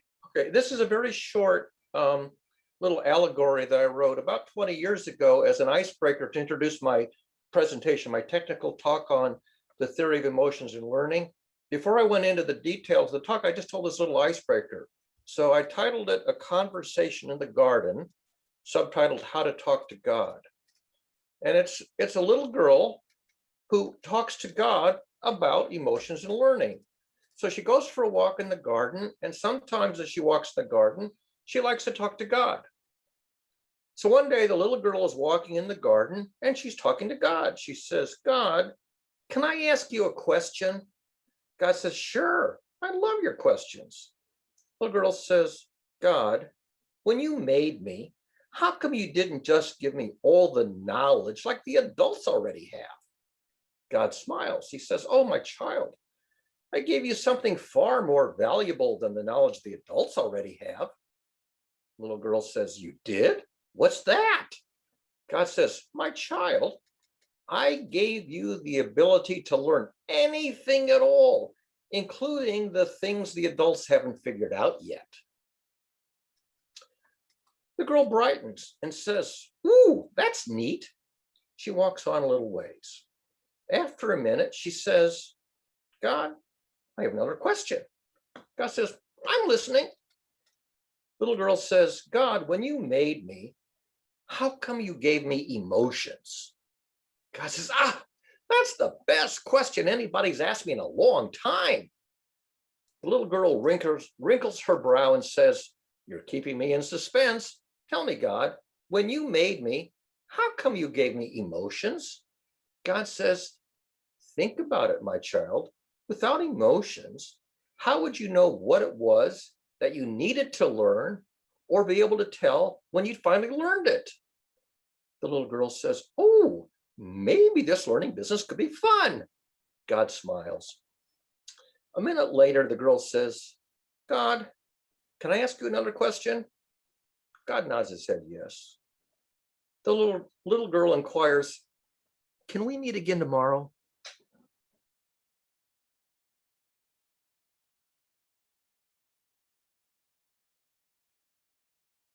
It's a cute story, you've got to admit, Kayla. I love it. You've told it before. You can rewrite the story with a different character. It doesn't matter. I just wrote it that way because it just seemed to fit the the scenario where I'm introducing this model of emotions and learning. So I made it the little girl and her deity, her higher power. You can rewrite the similar story any way you like. And I would say probably in most forums, I probably wouldn't even lift an eyebrow because that's just, the way cultures have been. Yeah. And it's a cute story. It's in a few forums, I would say, well, And this is one of them. And, I think I didn't raise it during this story, but I think during your presentation on emotions, it's definitely interesting to try to harness the knowledge of emotions and learning. That's a noble effort. I'm just, I think, as other people have pointed out, a little leery of the accuracy. It would have to be a pretty closed loop system, and it very well is, to me, like you were saying, the rabbi was giving out the Socratic method, and he was definitely feeding back on the emotion and the knowledge of the people there one to one. That loop is happening. So there's no question about that. It's just when you get down to the details, I might nitpick in certain forums, where in other forums it would be useless, right? So I just have to make sure people take first make sure criticism is allowed in the group, and then make sure people are taking my criticism positively as a true effort to understand, and possibly then look for suggestions of how it might make more sense to me. And if that person says, no, you're not thinking right, then maybe I'm about to learn something. But I don't mind being wrong, and I don't mind being corrected. In fact, I don't see any other way to learn. By the way, you could write a version of the story, not for the little human girl in the garden, but say that you're a programmer who's programming a self-learning AI. So you have an AI who's, in some sense like a child, because it learns autonomously, but it's still in conversation with its maker, which is the programmer. You could take that very same dialogue and adapt it to a programmer talking to its own baby, its own AI. That's an autonomous learning system. And you could ask the question, well, it doesn't have all the knowledge because it's learning. Right. And what does the AI who's learning have that we call emotions? Yeah.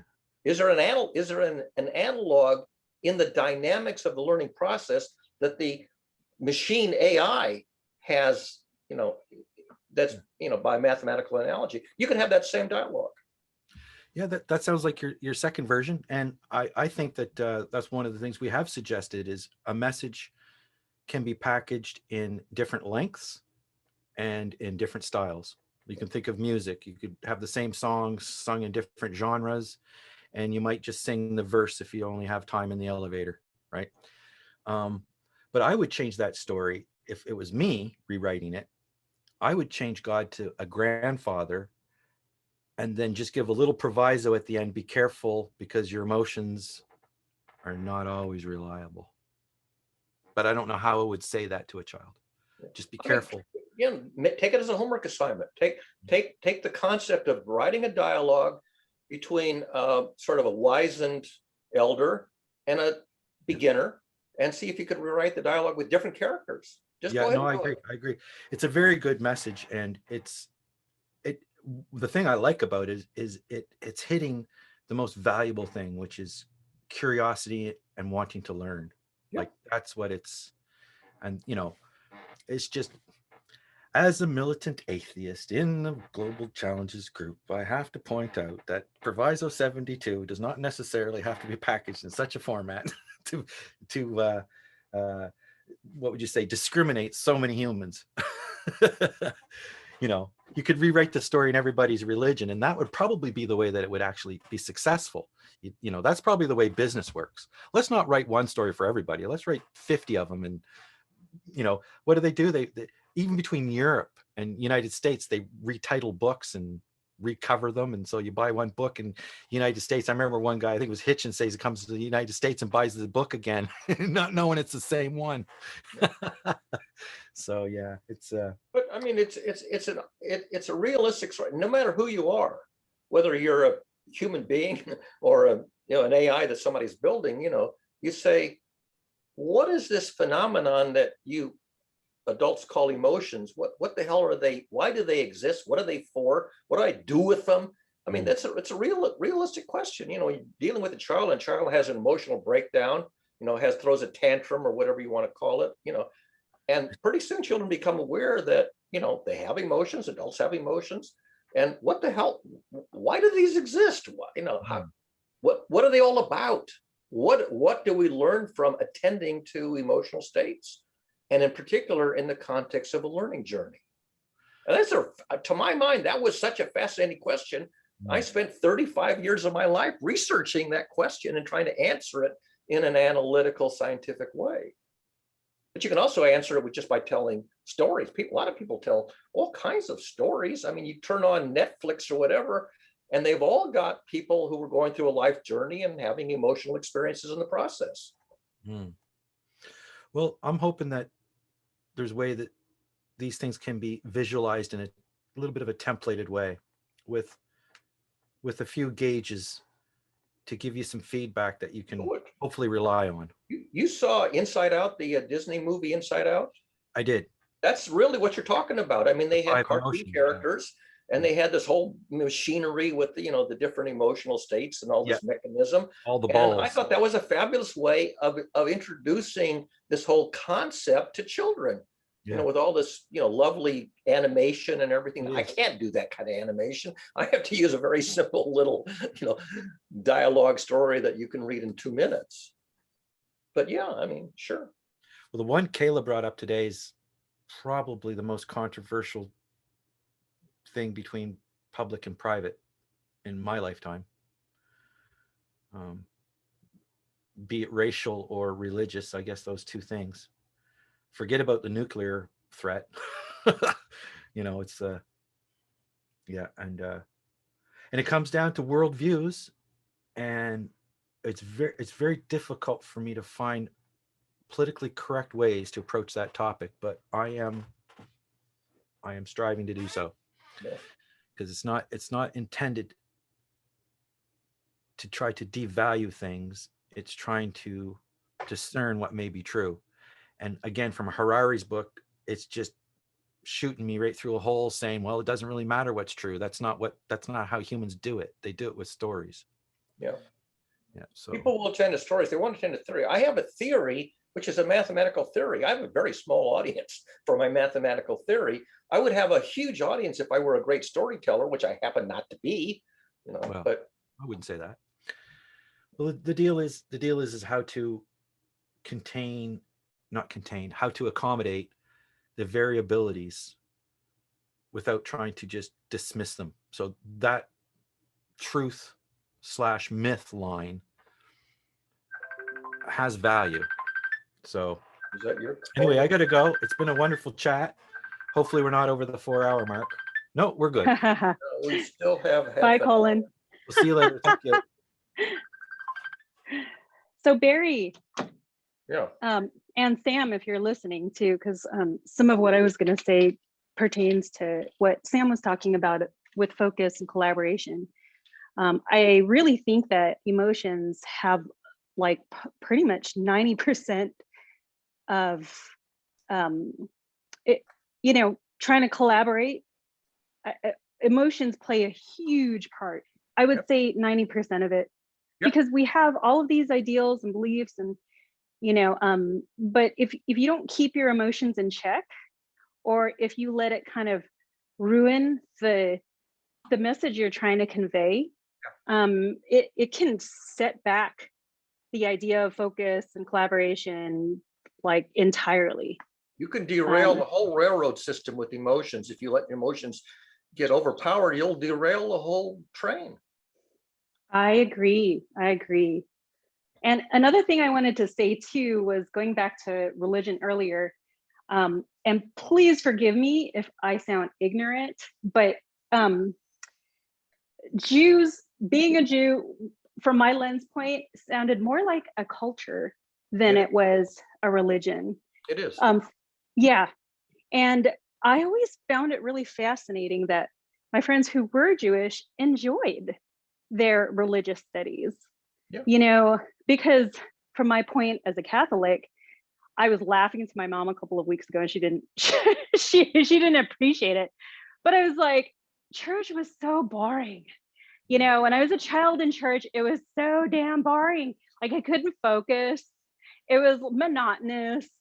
Like if anything, I took more humor into looking at the different types of people who are really into it, who are just as bored by it or scared. Like my dad, every time he went to church, he would just freak out. And when the, basket came for a collection, he'd put like $40 in there.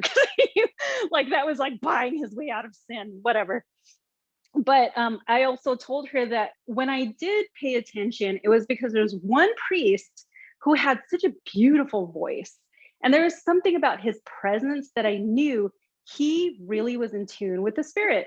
He was in tune with his spirituality and he loved it. And to me, I, gravitated so much when I saw that priest. I was like, ooh, he's here, and I just sat up and I listened to him. And I have no idea what the hell he said. I can't tell you one thing, but it was just something about his presence that just made it nice, whereas a lot of my Jewish friends, they learned something and they could articulate it and it just made so much sense.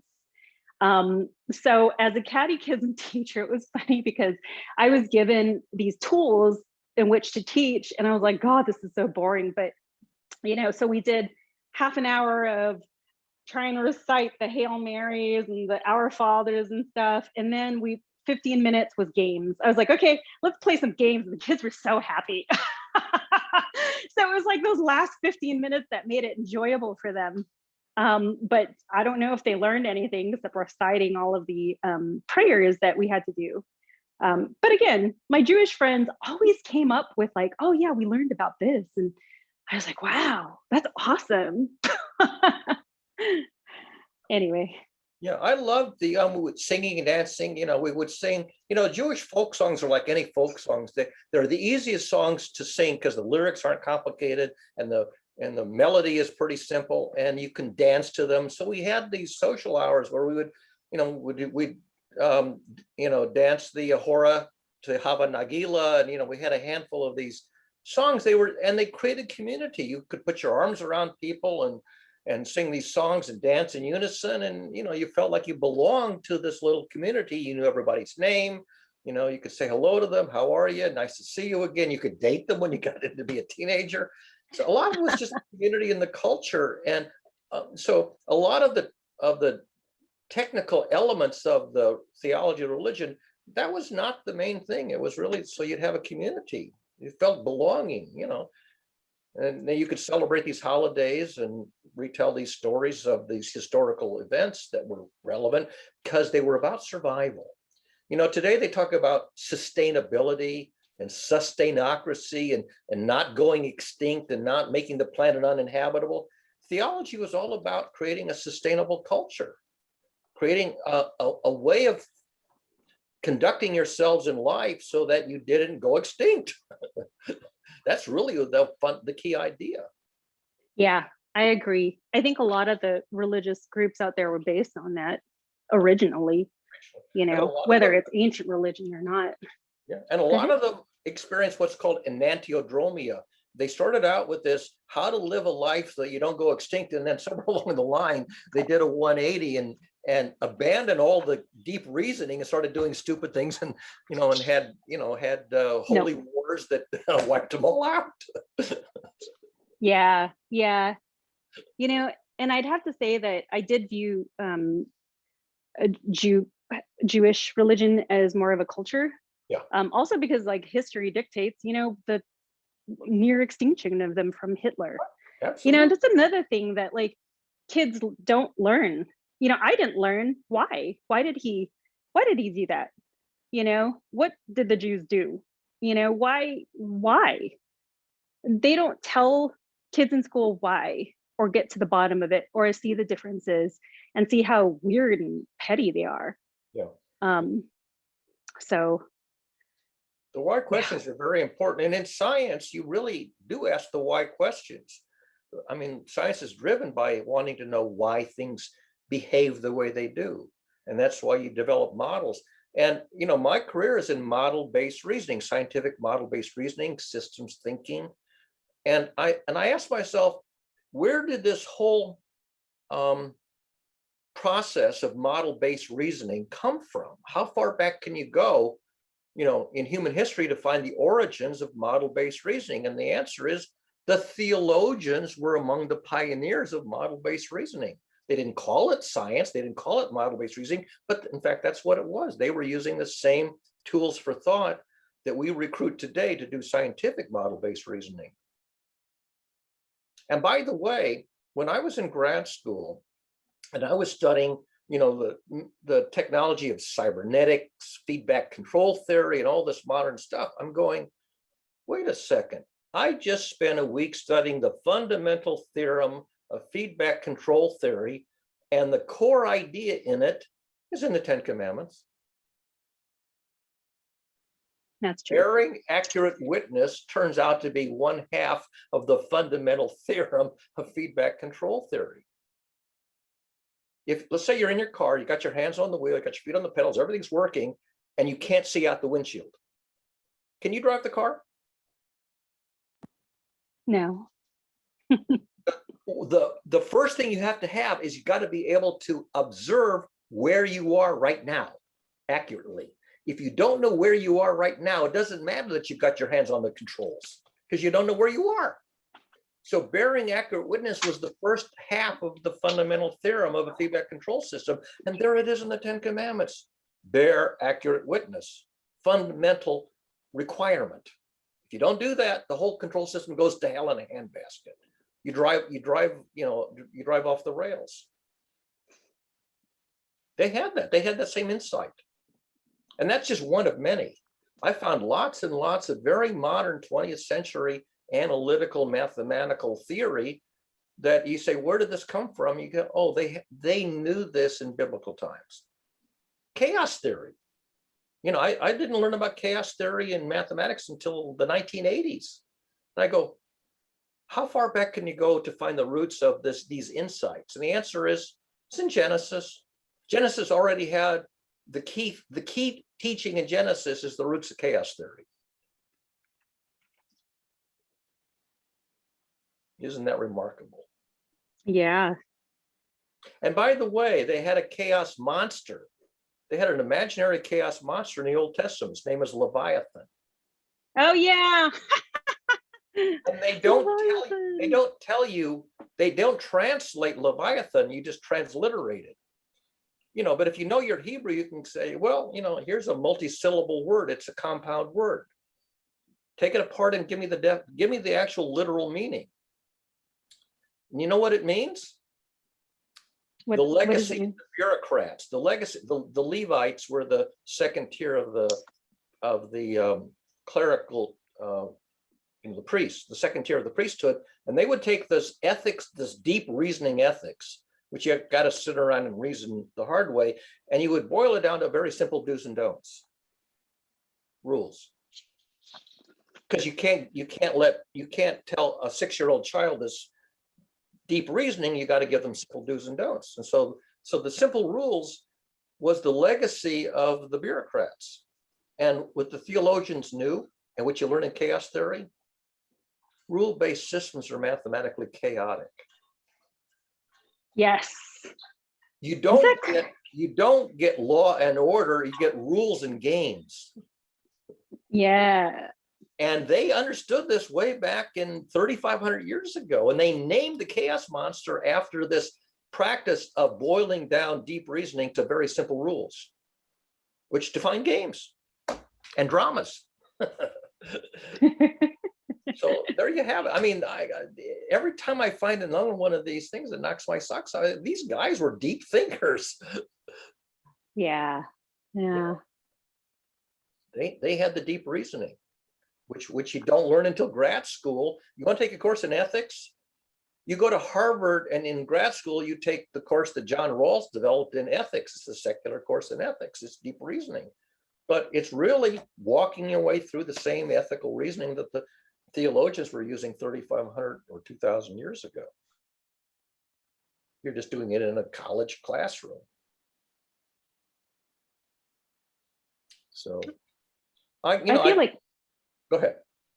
I was going to say, I feel like some of this can be taught, in a very young age, or just in preparation for, and I feel like it would probably be so good for our youth to start from there. You can. they, you know, they developed in America the separation of church and state. So the church was teaching morals, which is sort of solid. Instead of teaching ethics, they just give you the bottom. They give you the answer at the end of the story, right? So they give you the answer at the end of the story. They don't give you the story. They don't give you the reasoning through the story.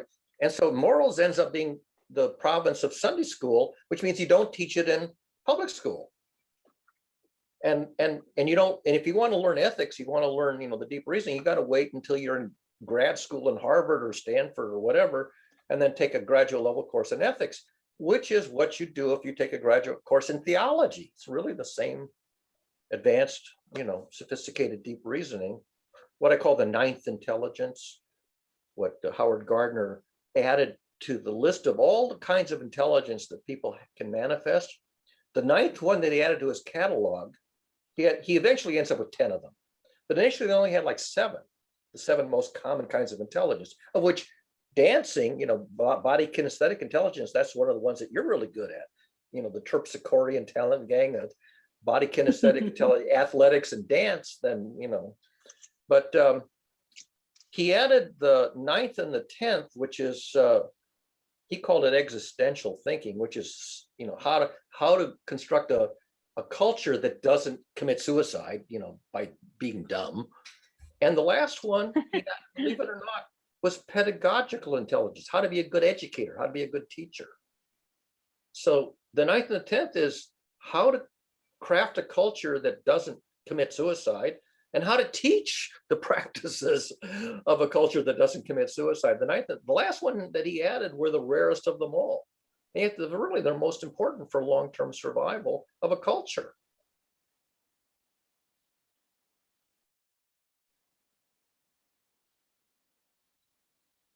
I have a friend who lives in Vancouver, British Columbia. I don't know if you've ever come across her name, Anne Marie Lamont.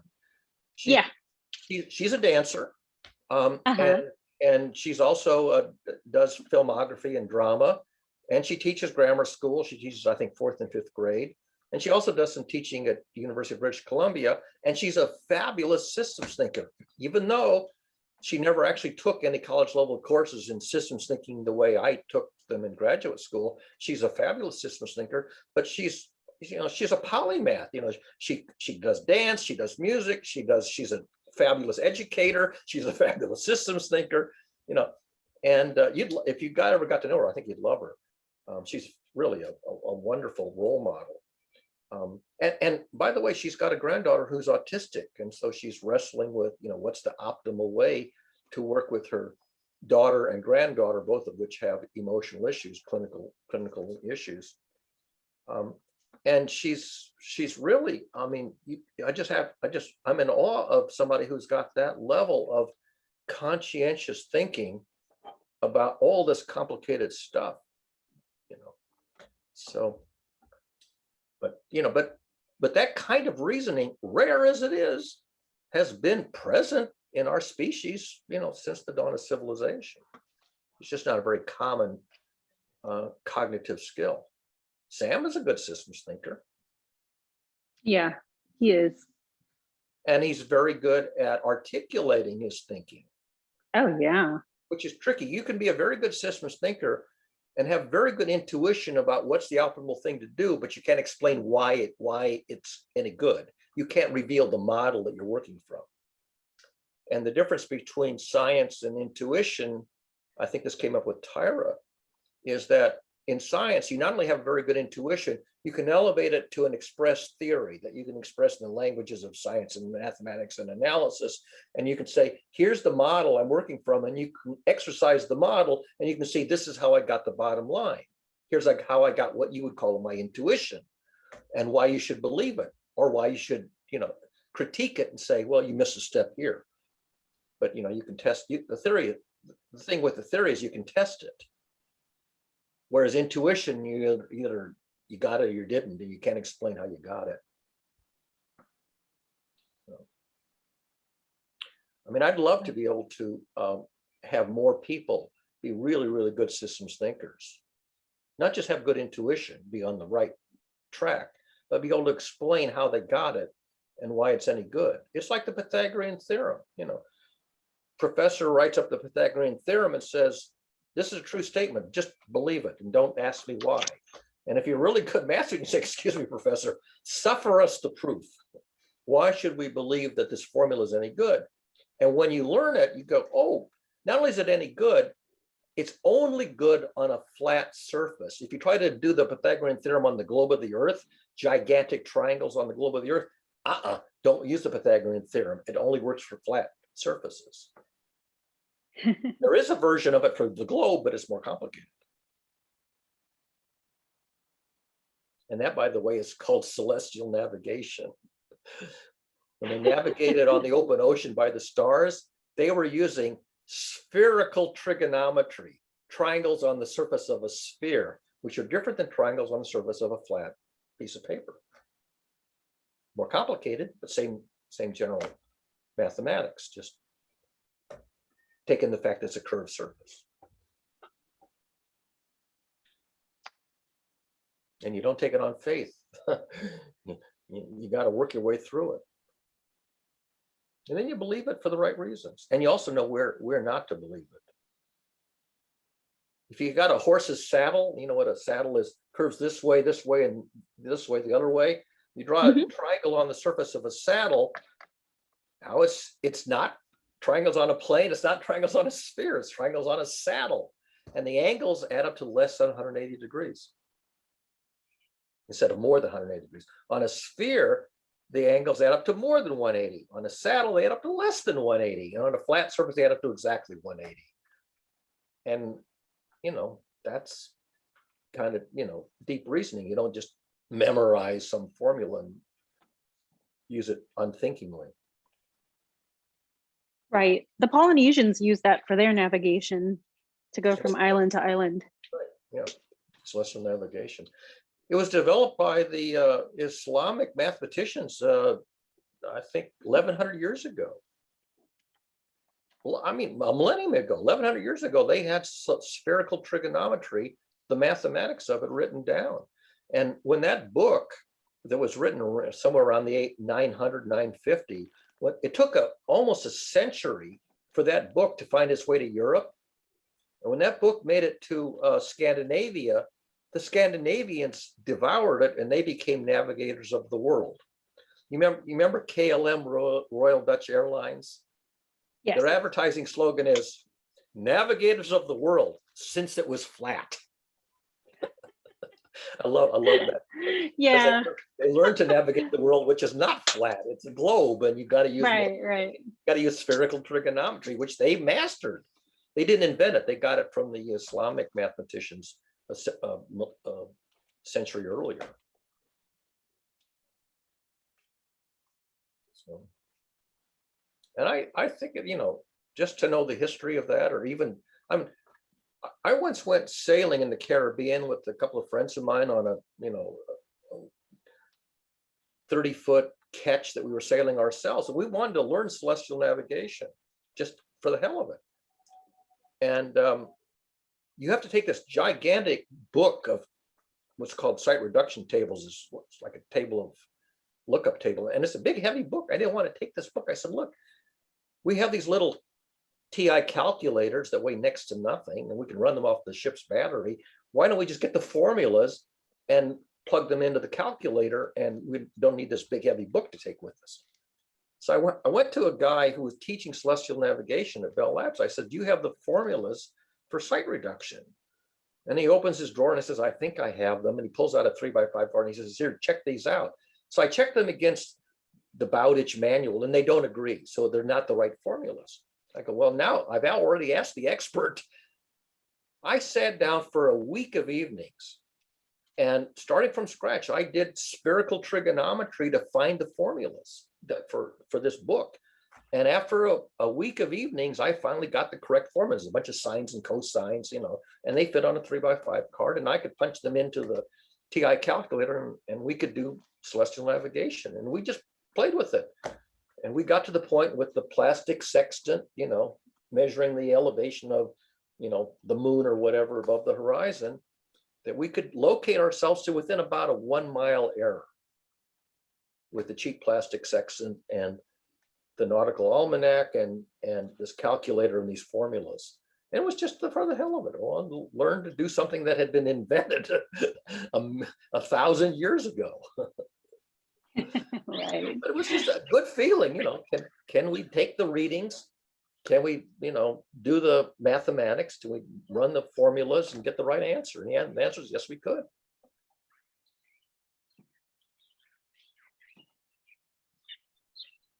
So yeah, that was a fabulous learning experience. Took a lot of work, by the way, you know, to get the correct formulas and, you know, get the calculator hooked up to the ship's battery so that we could keep it charged and all that good stuff. For electrical engineering in there too. Yeah.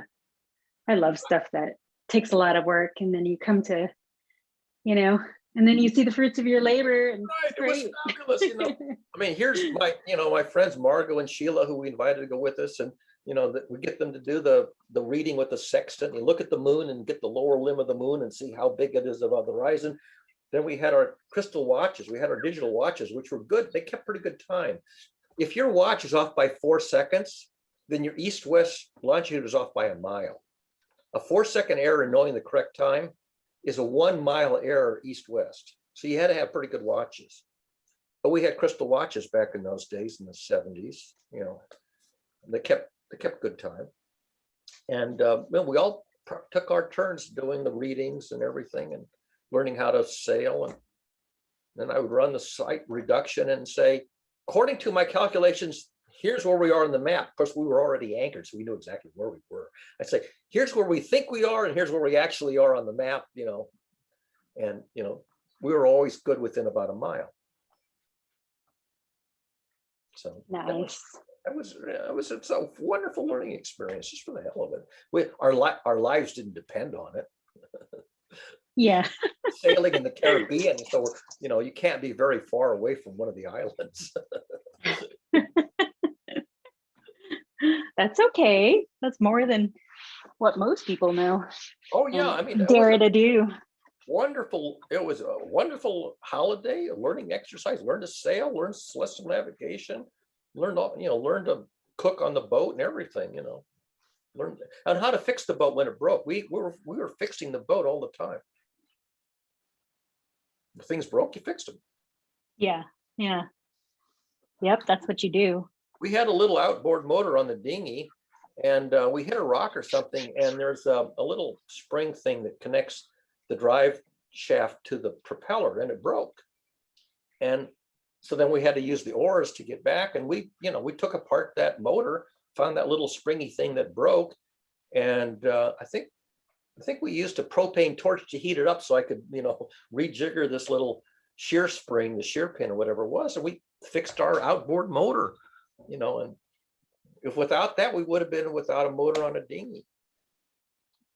So, you know, we learned to, you know, survive. A great outing, great experience for the 2 guys and 2 girls for 2.5 months. I think we were there. That's so cool. Quite the adventure. Yeah. Yeah, that is an adventure.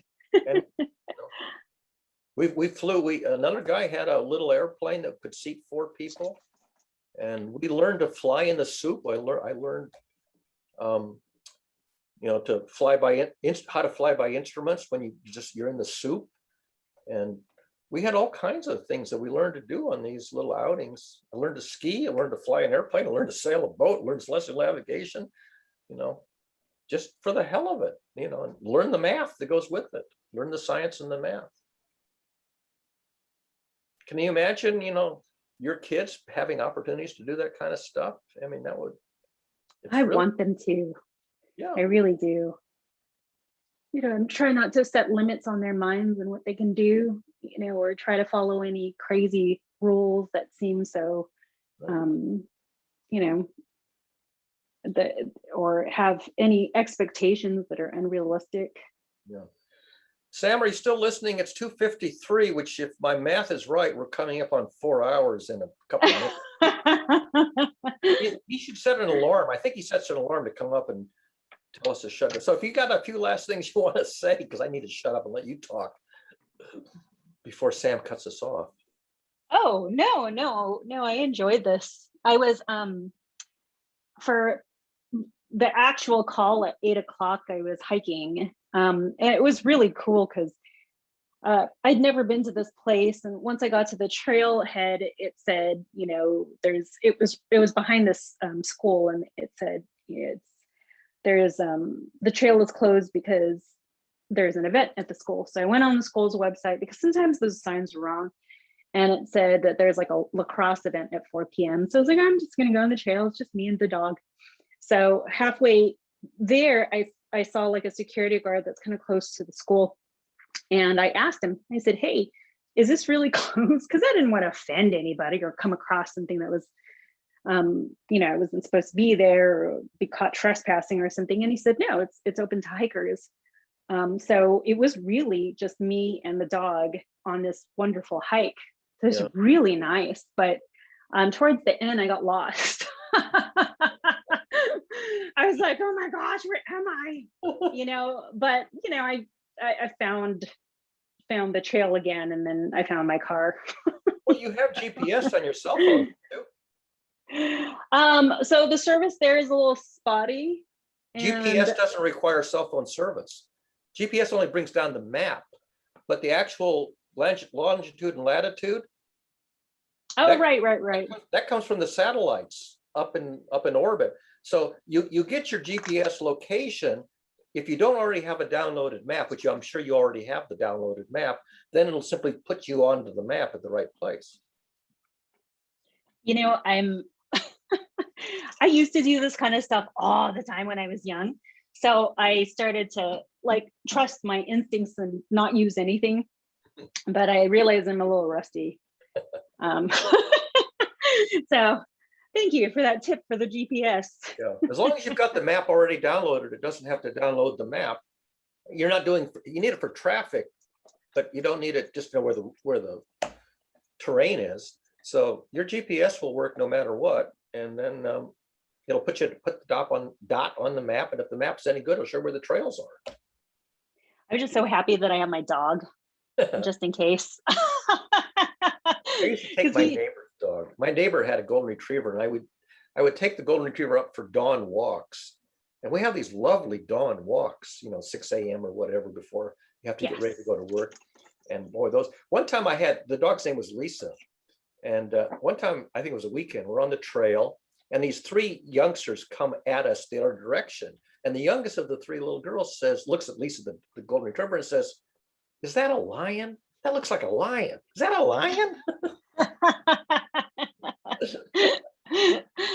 Yeah. So I love to take Lisa up on the trails, though.